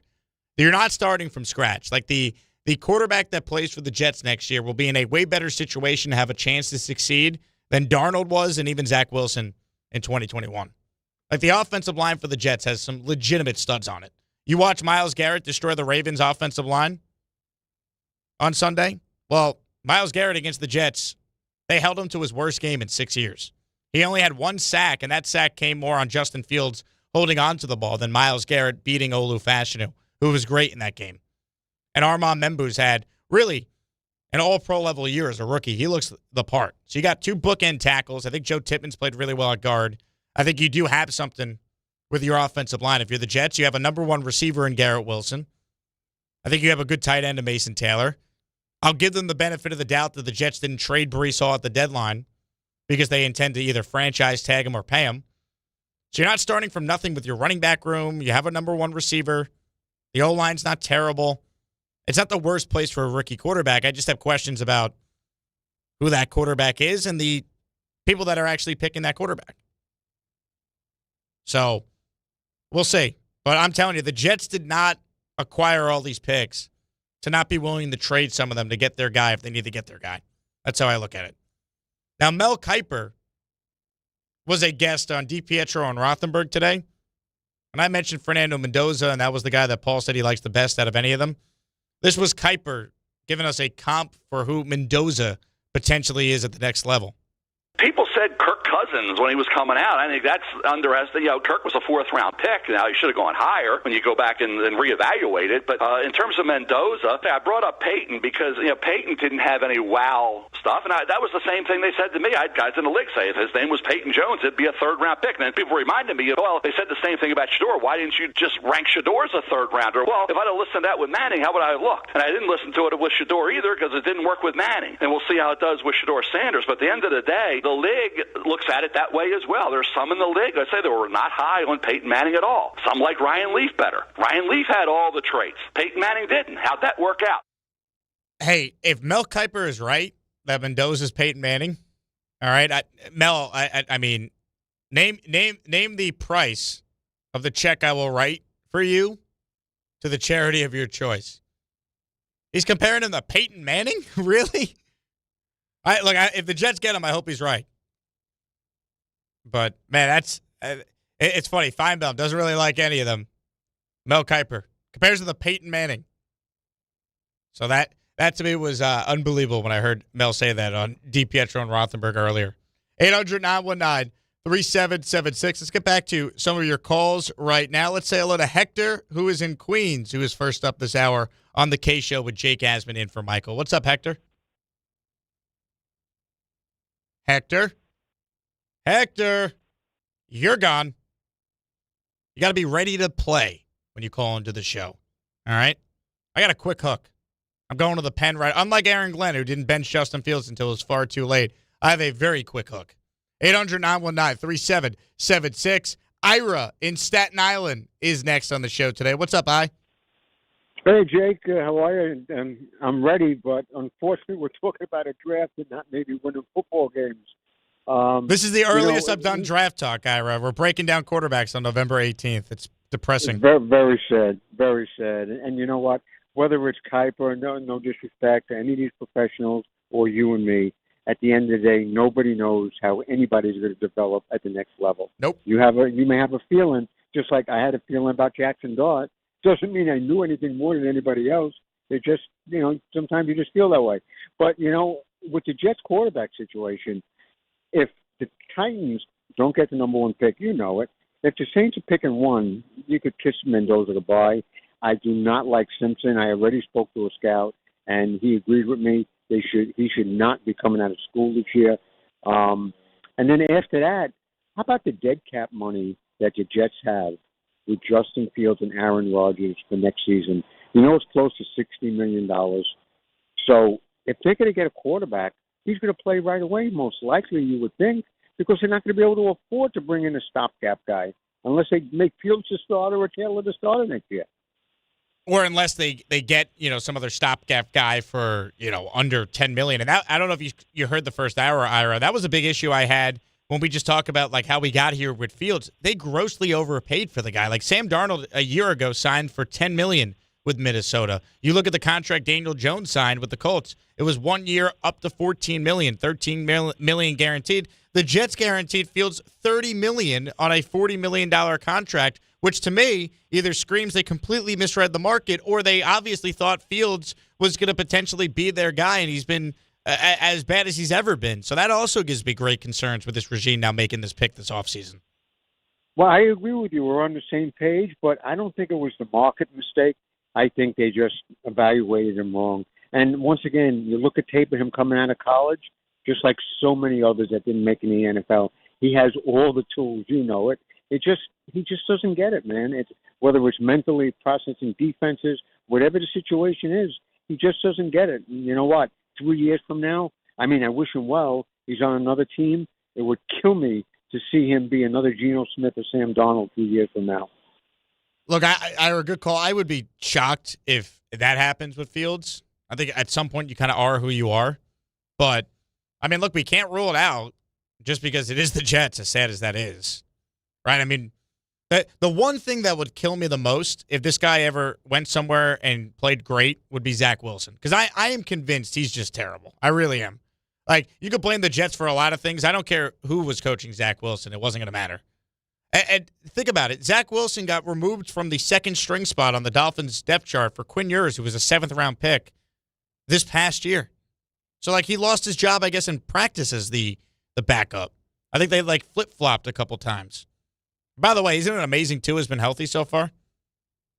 Maybe they're just waiting, the football gods are just waiting for December 7th against the Jets for Tua to go down with something, and here comes Zach Wilson that day at MetLife against his old team. Oh, could you imagine? But, I mean, look, the Fields contract, when they gave it out, I looked at it like, okay, you know, you have all this cap space, but the way they handled the Rodgers cap hit, where they split it over two, Ira's 1,000% right. Justin Fields and Aaron Rodgers are going to count for $57 million against the Jets cap next year. And yes, the Jets still have a lot of salary cap that's projected to come their way, around $75-ish million. But still, why they didn't just take the Aaron Rodgers dead cap all on the chin this year and set themselves up better for 26 and beyond concerns me, because that all led to part of their thinking that this team was going to be better than they actually were. This was not supposed to be this Jets rebuilding, picking in the top 3 year. Their win total was 6.5. Glenn came in, took shots at the previous coaching staff with all the penalties, right? He puffed his chest about Will McDonald breaking out because he coached him up on all these different pass rusher moves, and McDonald, outside of one game this year, has been invisible for a lot of the year.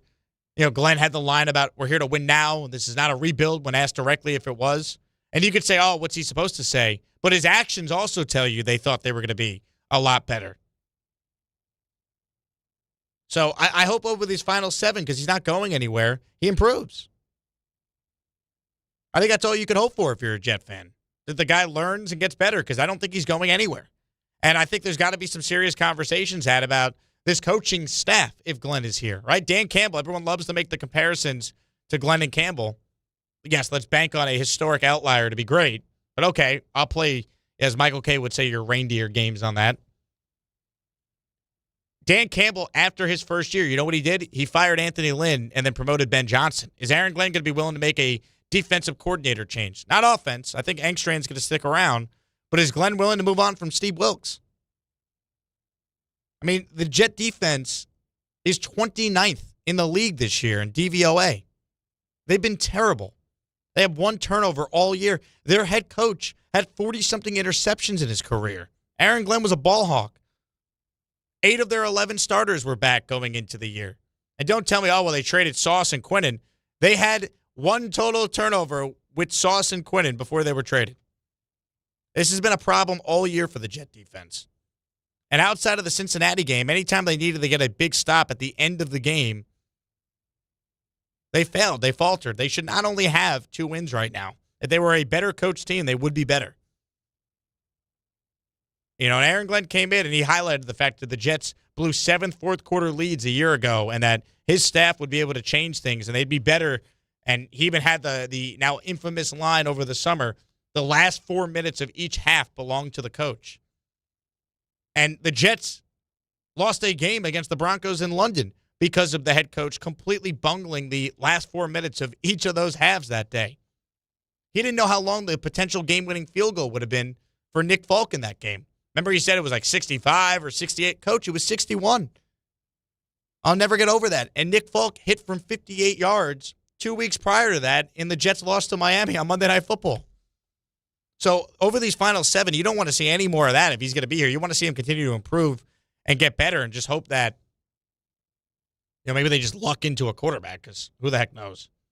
Hector in Queens, he says his phone was on mute and he's begging for forgiveness to call back in. Hector, I forgive you. Go ahead. You're on the Michael Kay Show with Jake Asman. Please forgive me. Go ahead, Hector. Go. My bad, man. Listen to me. Do not take a quarterback with one of your top picks. Dude, you take a generational player like Caleb Downs. You know, the safeties haven't been as good as Ed Reed or Troy Polamalu in these days. There hasn't been quite one, but he is the next one. I'm telling you. And those suck for You want to take a safety in the top 5, though, Hector? Bro, Caleb Downs. I'm not just – but Caleb Downs is going to be that special. I get it. Didn't we say that about Kyle Hamilton, though? I just feel like a safety that high. I know. Kyler Hamilton was never as highly praised as Caleb Downs is. Also, if you want to take the wide receiver, go right ahead. But you're going to take a quarterback when you really don't know in the top 5. Aside from would you not take? I'm not saying he is. Would you not take Troy or Ed Reed in the top 5? I'm just saying.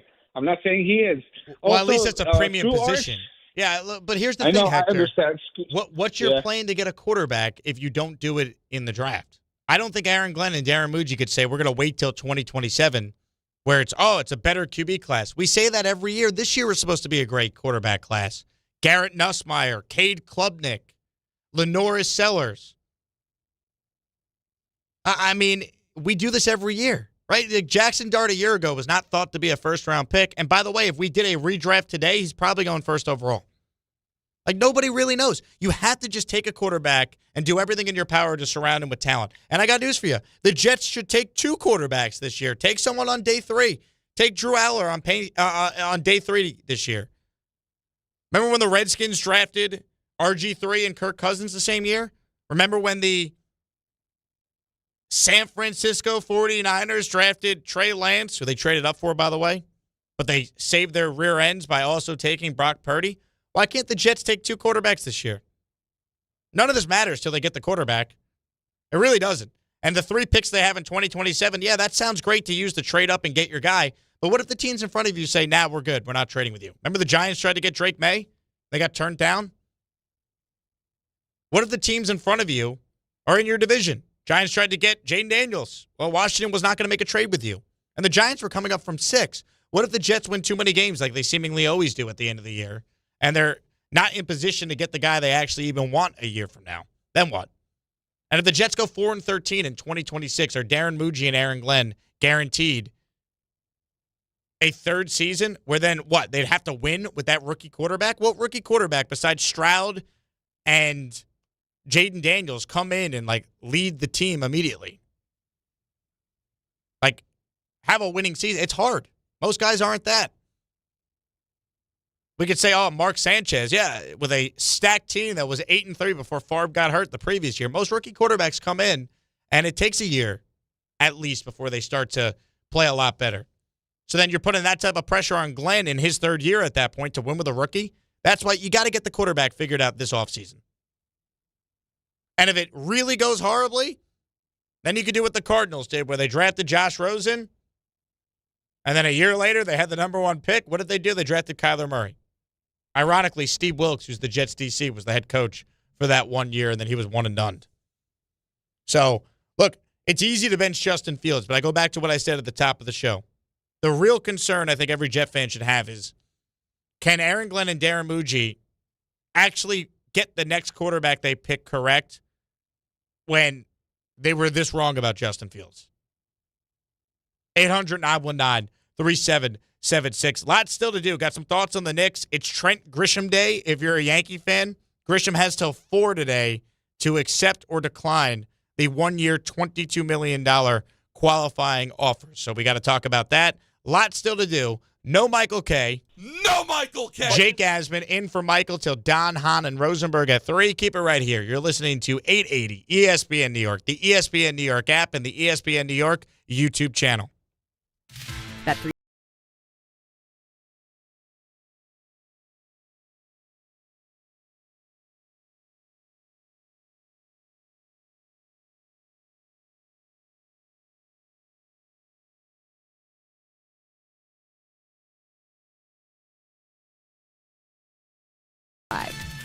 Gambling problem? Call 1-800-GAMBLER. 21 plus only. Must be physically located in New Jersey. T&Cs apply.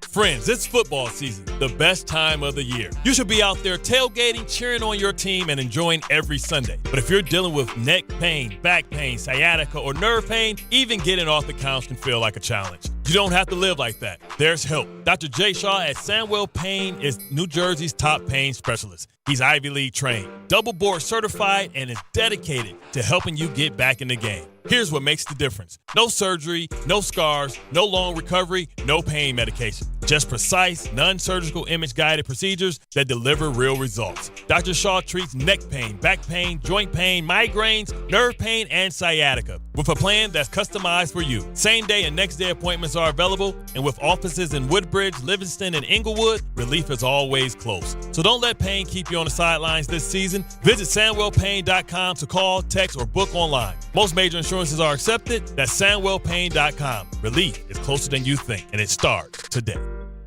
New York Lottery's holiday scratch-off games are the perfect gift for everyone on your list. Like me, your Aunt Jules. I told you I didn't need a gift this year, but I secretly really want one. Or me, your neighbor Frank.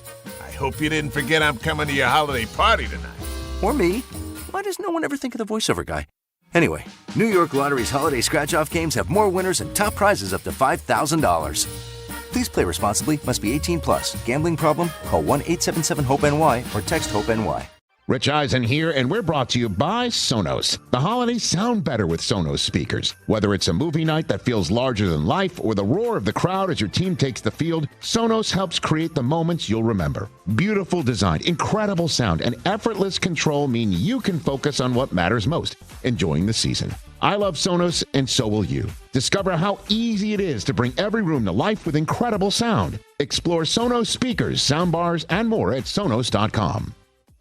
Hey, fans! Welcome back to Fansville's Cheers and Tears. Oh. Okay, so everybody deals with losing, right? To a rival on a last-second field goal. Whatever, it's fine. I'm totally fine. But I cope with losing with an ice-cold Dr. Pepper. Those 23 flavors are so delicious. They totally wash away the pain of your college football team taking a big fat L. College football, it's a pepper thing.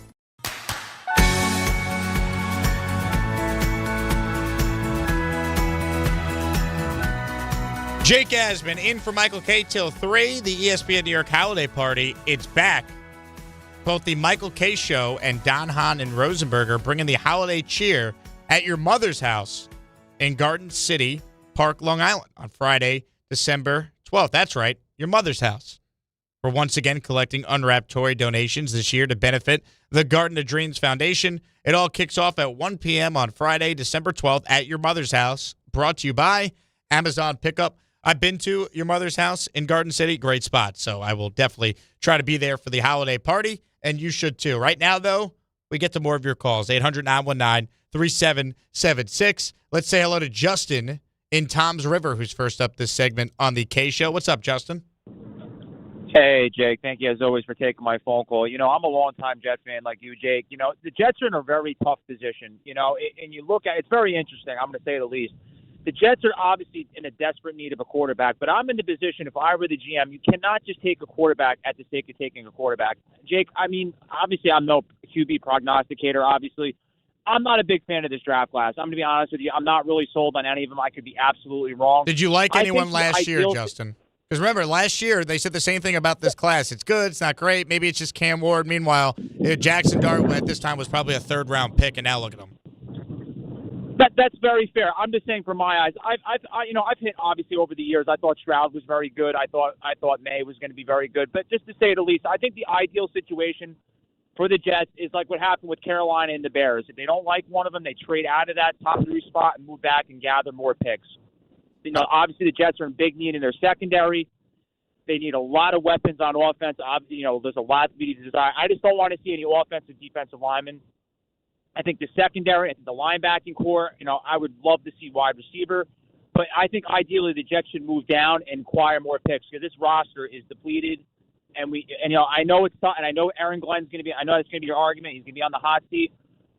You could find somebody for a year if there's no quarterback in this draft that they like in next year and you really go at it in 2027. I'm in it for the long haul, Jake. I just don't want to see the quick pitch and fix and the same thing all over again. They just got to get it right. I don't care if it's next year, the year after. They just got to get it right. Where I'm at in my position. Hey, Justin, I appreciate it. And look, that's all fair. I think the big thing you have to understand, though, is the Jets might actually like one of these guys. Seriously. They sent all their scouts to watch Fernando Mendoza against Penn State, where he had the dramatic comeback. They were all in Eugene, Oregon on Friday, I was told by someone, to watch Dante Moore. They're doing their homework on these guys, and I think if they like someone, they're not going to be denied because I think they made the Sauce Gardner and Quinnen Williams trade with the idea of getting their quarterback. One thing I know about Woody Johnson is he is starving for a franchise quarterback. He is starving for a quarterback. And I think the way that Glenn and Muji sold him on these trades is that we're going to use these picks and we're going to turn Sauce and Quinnen Williams into a franchise quarterback, in part.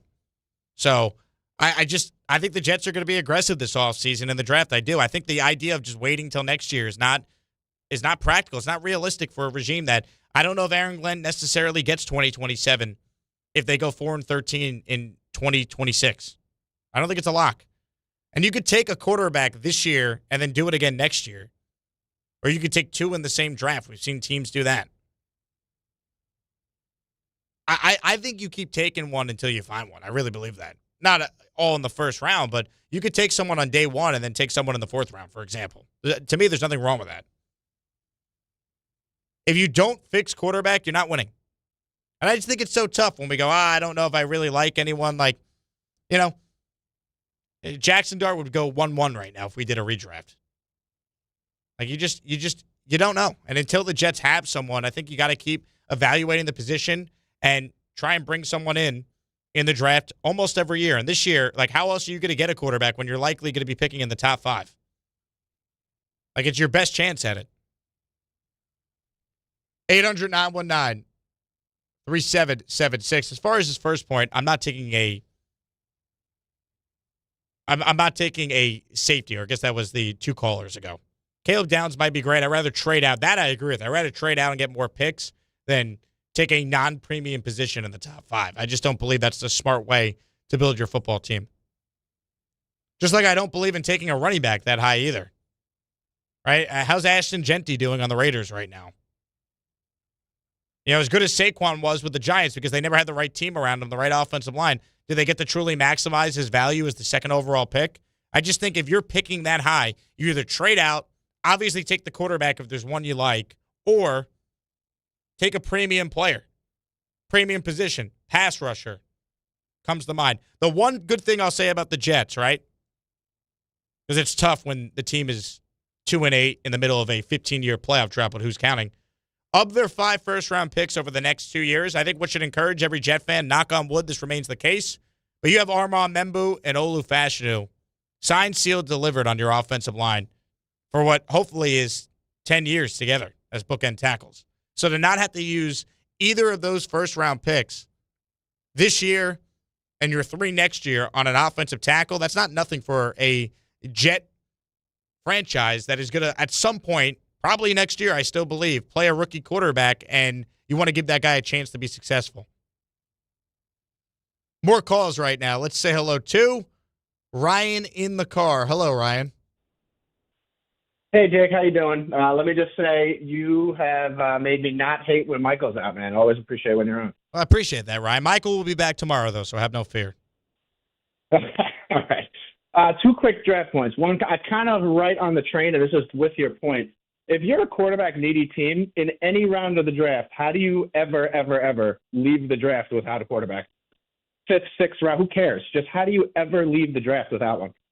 I think it's a fair criticism for the Jets this past year, right? I mean, they did sign Brady Cook as a UDFA. He's technically their number 3, but I wouldn't have minded if the Jets at some point took someone in the draft this year. I think that's totally fair to say. I mean, 100%, especially with how uncertain it seems with these guys' prospects and draft process. And number 2, I was just going to say quickly, I know a receiver is thought of as a premium position, but I feel like it should be pretty obvious to NFL GMs that if you're drafting in the top 10, you have a way bigger, more important hole on your roster. And I think, honestly, the Jets and the Giants have both proved that pretty evenly. That's totally fair, too, Ryan. I would say this, though. In the case of the Jets, if the pass rusher is not there, right, and I just told you why they don't need to take an offensive tackle, you could argue a receiver would warrant a top 10 pick, right? Like Garrett Wilson was pick 10 in the draft for the Jets. He's been worth it. Obviously, you need the quarterback to truly maximize the receivers, but I still would not mind taking a receiver if you're a desperate team. Now, the Jets do have a number 1, but they don't have a number 2 until proven otherwise. So I certainly would be open to it because to me, I'm not going to allow whoever they pick at quarterback to have the excuse they don't have enough around them. I'm going to try and eliminate that excuse. And if I got to overdraft offensive players just to guarantee they have enough talent to be successful, I'm willing to do that because I don't want the Sam Darnold thing again, where you actually picked the right guy and we didn't know because you failed him with coaching and not having a team around him. 800-919 3776. Great call so far this hour. Let's say hello to Javier in Queens, who's up next on the K Show with Jake Asman in for K. What's up, Javier? What's up, Jake? Thanks for taking the call. As Maniac Nation will rise today. As Maniac Nation is here for you, my man. You're doing a great job. I want to shout you out. You're really awesome. Before I get into the Jets, I'm not a religious guy, Jake, but I'm praying to every single god in the sky that Trent Grisham does not sign that contract. I'm really hoping. I keep checking Twitter, Javier. Still nothing. He has till 4 today to decide if he's taking the $22 million offer. Light all the candles. Do what you got to do, people. Those of you that believe, make sure that Trent Grisham is not back on the Yankees with that contract. I don't think it's a good thing for them. With the Jets, I don't know if you remember me from 2 Sundays ago. I got on with you and Mike T. I had the bad feeling that the Jets were going to beat Cleveland, and they did. With the Jets, here's my point. Outside of like Woody, leaving the team and letting it flourish after that, I think that right now they're best served to just have the best draft pick. I want them to be competitive. I want them to fight. I don't want them to win any games. And for those reasons and those reasons alone, I would prefer to start Fields. I think it guarantees the loss, but they've been fighting really hard in their games. I get wanting Taylor in there to assess the wide receivers, but I mean, I don't know if you have tape on those guys. Like, I don't think you need that percent. And I know Taylor gives you a better shot of more passing yards. And what about the play caller, too, though, another Javier? win? Right? What about the play caller? Tanner Engstrand's going to be entrusted with a different quarterback next year. Wouldn't you want to see him with a more drop-back quarterback for a few games just to get a better idea who he is?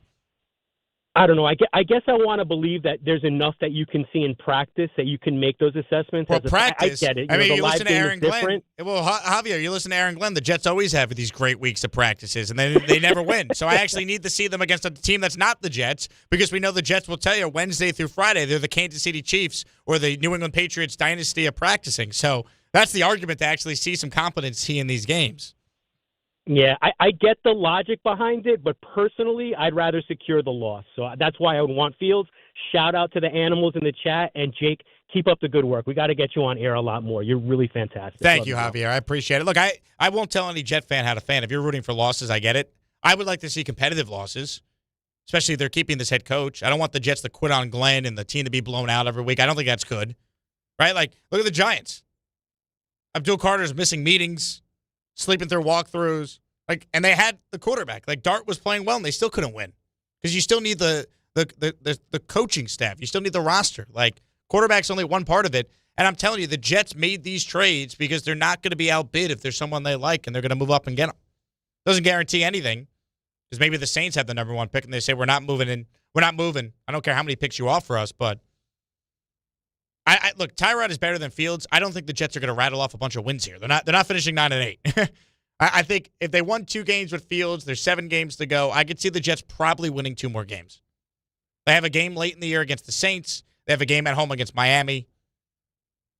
I think those will probably be the 2 wins the Jets get, but who knows, right? Crazy things happen in the NFL.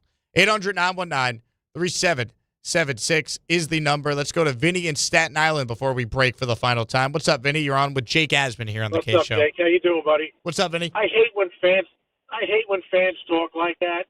I want them to lose. That's like, did you ever play a sport in your life? Losing breeds such bad things. It's bad for the coaching staff, bad for the players. Nobody's going to want to be there. People got to stop with that losing crap. You're not guaranteed a better player because you move up 3 draft picks. What the Jets got to do is they got to get a receiver. They got to get a top-notch receiver. There's a kid out of Ohio State, and there's a kid out of Arizona that's a stud. They're both studs, and they got to build from there. Grab a quarterback. There's a guy out there that nobody even talks about. He was a backup for Tampa Bay, Kyle Trask. He's out there. He's a little injured right now. This guy is a good quarterback and will be another Sam Darnold. Trust me when I tell you. When somebody picks him up next year, he's going to be starting somewhere. I just wish the Jets had the foresight to do it instead of just trying with a draft pick again that's going to go nowhere, especially with this coaching staff. Thank you, Jake. Have a nice day. Vinny, I appreciate it. I don't know enough about Kyle Trask because I haven't watched him play since he was at Florida. But the one thing I'll say is I don't think he'll be the next Sam Darnold. The next Sam Darnold has to be a guy that bounces around before having success. Kyle Trask wasn't a top 5 pick like Darnold was. Kyle Trask was drafted in the second round in 2021 to supposedly be the heir apparent to Brady, and then Baker Mayfield came in and won that job. So it's not the same situation. Now, to our caller's point, I do think the Jets need to add a veteran to the room. It can't be Fields. It can't be. Like, Gardner Minshew's a free agent. I'd bring that guy in and a rookie. And if you're going to keep Fields around, fine. Like, the Giants have the 2 veterans and a rookie approach. If the Jets wanted to do something similar, because they're not guaranteed to necessarily get the quarterback that they want in April, so you're covered if you bring in another veteran with Fields, I'll listen to that, but I don't know if it's Kyle Trask. I don't think it is. They do need a receiver, though. The receiver I really like is anyone from Ohio State. I mean, the track record, it kind of speaks for itself, does it not? Carnell Tate is a name to watch for the Jets with that Colts pick that they have. 6'3", 191, big play dude. He's really good. I like him. And then the receiver from Arizona State that people seem to love is Jordan Tyson. So we'll see. If you ask me, gun to my head, Jake, who do the Jets take in the draft? It's a quarterback and then a receiver with that second pick. But we will see. One segment left. Plenty still to hit on. Some thoughts on the Knicks and the latest on Trent Grisham. Will he take the qualifying offer? Lot still to do. Don Hahn and Rosenberg is coming up at 3. Jake Asman with you till then on 880 ESPN New York and the ESPN New York app. FanDuel is the #1 sportsbook for same-game parlays. From points and rebounds to threes and assists, FanDuel is the best place to combine your favorite picks into a same-game parlay or track every stat live all in one easy-to-use app. And right now is the perfect time to join because new customers get $150 in bonus bets if your first $5 bet wins. So bet on the players you love the way you want. FanDuel is the best place to combine your favorite picks into a same-game parlay or track every stat live all in one easy-to-use app. Head to FanDuel.com/K to sign up today. FanDuel, official sports betting partner of the NBA. 21 plus and physically present in New York. First online real money wager only. $5 first deposit required. Bonus issued as non-withdrawable bonus bets which expire 7 days after receipt. Restrictions apply. See terms at sportsbook.fanduel.com. For help with a gambling problem, call 1-877-8-HOPE-NY or text HOPE-NY 467-369. If you've been injured in an accident that wasn't your fault, then you need a lawyer who knows New York's unique personal injury and workers' compensation laws. At the Parisman Firm, they have decades of experience handling all types of accident cases and a proven track record of delivering huge results. Their team has already recovered nearly $1 billion for injured New Yorkers. From construction to car accidents and slips and falls, they've got you covered. Call the Parisman Firm now at 718-WORKERS, where your case is their cause. Get the justice you deserve today. Michelle's Moment here for Gainbridge and their Give Back program, Gainbridge Assist, powered by Parity. Gainbridge and Gainbridge Assist, powered by Parity's goal is to empower girls and women through sports and education, providing 32 organizations in 21 states $222 of grant funding during 2025. These grants aim to level the playing field and expand access to sports and education for girls and women across the country. Here's to a future with no limits for women's sports with Gainbridge and Gainbridge Assist, powered by Parity. Okay, all signed up. Easy. Now let's run payroll. What the? Hey girl, I'm you with more gusto. Nice. Who's that? New social media manager, hired and onboarded with gusto. And spoiler, we're kind of famous now. Wait, we're famous? Oh, well, I'm famous. Payroll, benefits, and HR. Designed and built for small businesses. Choose a future with gusto. You live for this. The wins, the losses, the slam dunks, and the buzzer beaters. The dream that this is your team's year. Hope, it's what keeps you coming back. So you represent with anticipation and with pride. Because when everything's on the line, your support means everything. That's why the NBA Store is here to support you. Check out the largest selection of official NBA gear at NBAstore.com. A Fanatics experience.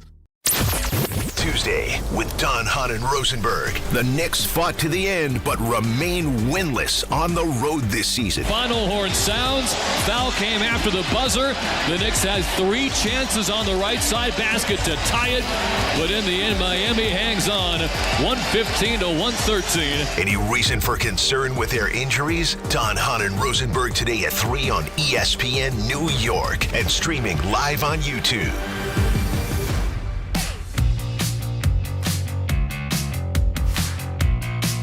Jake Asman in for Michael K. No Michael K. I wanted to hit on the Knicks before we wrap up our show. We'll get back to your calls coming up as well.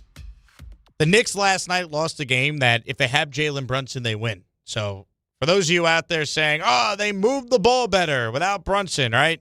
Well, at the end of the game, when you need a clutch shot, I don't know, maybe the guy that won the Clutch Player of the Year award could have been used last night. Would have been helpful. And I give the Knicks credit. They fought back, right? They don't have OG either. You know, Deuce McBride gave you 25 points. Towns gave you a spirited effort, 22 and 15.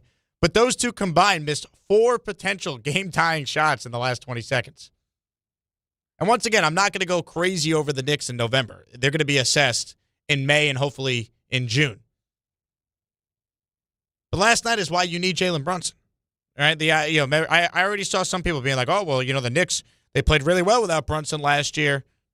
Do we have another Patrick Ewing situation?" Remember, like Bill Simmons, famous for like his Ewing theory bit. Tennessee wins a national championship the year after Peyton Manning leaves, like that sort of stuff. Oh, the team that has the star, if they leave or they go down, they're actually better without him. That will not be the Knicks. And last night was one of those games. It's a tough loss for the Knicks, but let's not go crazy. Now, they haven't won on the road yet this year. They got to figure that one out. They're 0-4 on the road this season, one of 2 winless teams on the road. Only the Pacers are the other team with a losing record or without a win on the road. They're 0-8. And by the way, have you seen what's happened to the Indiana Pacers? I did not realize how bad they are. The Indiana Pacers, who went to Game 7 of the NBA Finals. Let me see if Ray or Matt even know the answer to this. Matt, guess the Pacers' record right now. This season. They're 3-11. Ray, guess the Pacers' record right now. I believe the Pacers are a 1-win team. I think they are like 1-9, 1-10, somewhere in that area. Ray was closer, 1-13. The Indiana Pacers have a worse record than the Washington Wizards, who are 1-12. The Nets have a better record. The Nets, who are not trying to win, have a better record at 2-11 than the Indiana Pacers do at 1-13. They've lost 8 straight. I don't understand what happened. I understand Halliburton's out. I understand Turner left in free agency. So they should be 1-13. Where are all the guys that were just killing the Knicks off the bench last year? No, they are one of the most hurt or injured teams in the entire NBA. But 1-13, they have Carlisle as their coach still. They went to the NBA Finals. They went to Game 7. Oh, the tank is in full effect. They will be a force to be reckoned with next season. Who's the top player in college that they're going to get and luck into here? Could be A.J. DeBansa. 1-12 start, worst in franchise history. And look, I don't feel bad for Indiana. I can't stand them. But I would like to point out that after they went to Game 7 of the Finals, they're 1-13. I mean, that's crazy. Here's the latest on Trent Grisham. There is no latest. Still nothing. About an hour to go, a little over an hour, till the deadline for Grisham to decide if he's going to take the $22 million qualifying offer from the Yankees. And this is a big deal. If he accepts it, what does that mean for the Yankees' plans? Does that mean Cody Bellinger is now a luxury item for the House Steinbrenner-led Yankees here? I mean, would they let him walk if they're already paying Grisham $22 million? I have to imagine no. Otherwise, why would you offer the qualifying offer knowing you might potentially take it? But would the Yankees bring back both Bellinger playing the same utility role that he was supposed to have last year? I mean, then you're potentially blocking spots for Dominguez and Spencer Jones. If you have Grisham back and you bring Bellinger back, you better trade Spencer Jones and get something big for him. Go crazy. Put together this awesome package for Skubal or someone like that. I don't know if that is realistic or not, but to me, it's fascinating because Trent Grisham, he had this unbelievable season. I'm not trying to take anything away from the guy. He was clutch. He was awesome for the Yankees. 34 home runs. But this is a guy that has never come close to that in his career. So who's the real Trent Grisham? The guy's a career .213, .697 OPS hitter before he broke out last year. That's a lot of money to allocate to a center fielder whose defensive metrics were not as good as they even were when he first joined the Yankees. So I am fascinated how the next hour or so is going to potentially go. But if he does accept, then I'll tell you what, you better package Spencer Jones and make some moves to try and win now. And I think that should be the goal for the Yankees. Aaron Judge is turning 34 this year. Garrett Cole's coming off Tommy John. You got to go for it right now. The window is right now. Stanton, another year older. Go for it right now. You have the same amount of wins as the Blue Jays in the American League. Do not waste Aaron Judge's career, man. I said this when I was in for Michael on Friday, the day after Judge won his third MVP. A little eerie to see Don Mattingly be the one to announce Judge as the MVP winner. And what's the first thing they say about Mattingly? Greatest Yankee to not win a championship. That's going to be Aaron Judge. Because as great as Donnie Baseball is, Aaron Judge is, on his way to being like an inner circle Hall of Famer, right? I mean, look at the guys that have 3 MVPs in their career. Yankees to do it. It's like Mantle, Yogi, and DiMaggio. That's it. Like Judge is in rarefied air. Another Michael K term, rarefied air. Don't waste it. They need to be all in this year and surrounding this team with the best possible outlet that has a chance to win a ring. One quick Mets story at the end here. Mets are in on Devin Williams, according to Jeff Passan of ESPN. I couldn't stand Devin Williams for like 90% of the Yankee season, but he did settle in and pitch a lot better towards the end, and he was one of their most reliable arms in the postseason. So I give Devin Williams a lot of credit because I ripped him to shreds on this show and on social media. He was terrible. Career high 4.79 ERA, but this is a guy that when he's right, he was one of the best relievers in baseball in Milwaukee, and he did pitch a lot better down the stretch. So it will depend, I guess, on what the cost is. But if the Mets sign Devin Williams, does that mean goodbye to Edwin Diaz? Are they going to invest in 2 big-time bullpen arms? And, I mean, Edwin Diaz is a guy that he reportedly wants a $100 million contract. Are the Mets going to dole that out? We know they have the money, but is that a David Stearns move? I think the biggest thing for the Mets is figure out a way to keep Pete Alonso. And the fact that Seattle did what they did with Naylor going back there on a 5-year deal, I think that bodes well for Pete and the Mets working something out because that's another first base needing team that just signed a big first baseman. So we'll see. I don't think the Mets would sign both Devin Williams and bring back Edwin Diaz. So that's certainly something there worth following. That does it for me on the K Show. Don, Hahn, and Rosenberg, they are coming up next. Big thank you to everyone who tuned in. Thank you to both Ray and Matt for producing. Big thank you to our 3 guests, Paul Finebaum, Marcus Spears, and Tom Izzo, the coach of Michigan State, for joining us. You can listen to all the interviews on the K-Show podcast. But that's it for me. Jake Asman saying, have a great Tuesday. Tune in to Don, Hahn, and Rosenberg coming up next right here on 880 ESPN New York, the ESPN New York app, and the ESPN New York YouTube. Tuesday with Don, Hahn, and Rosenberg. The Knicks fought to the end but remain winless on the road this season. Final horn.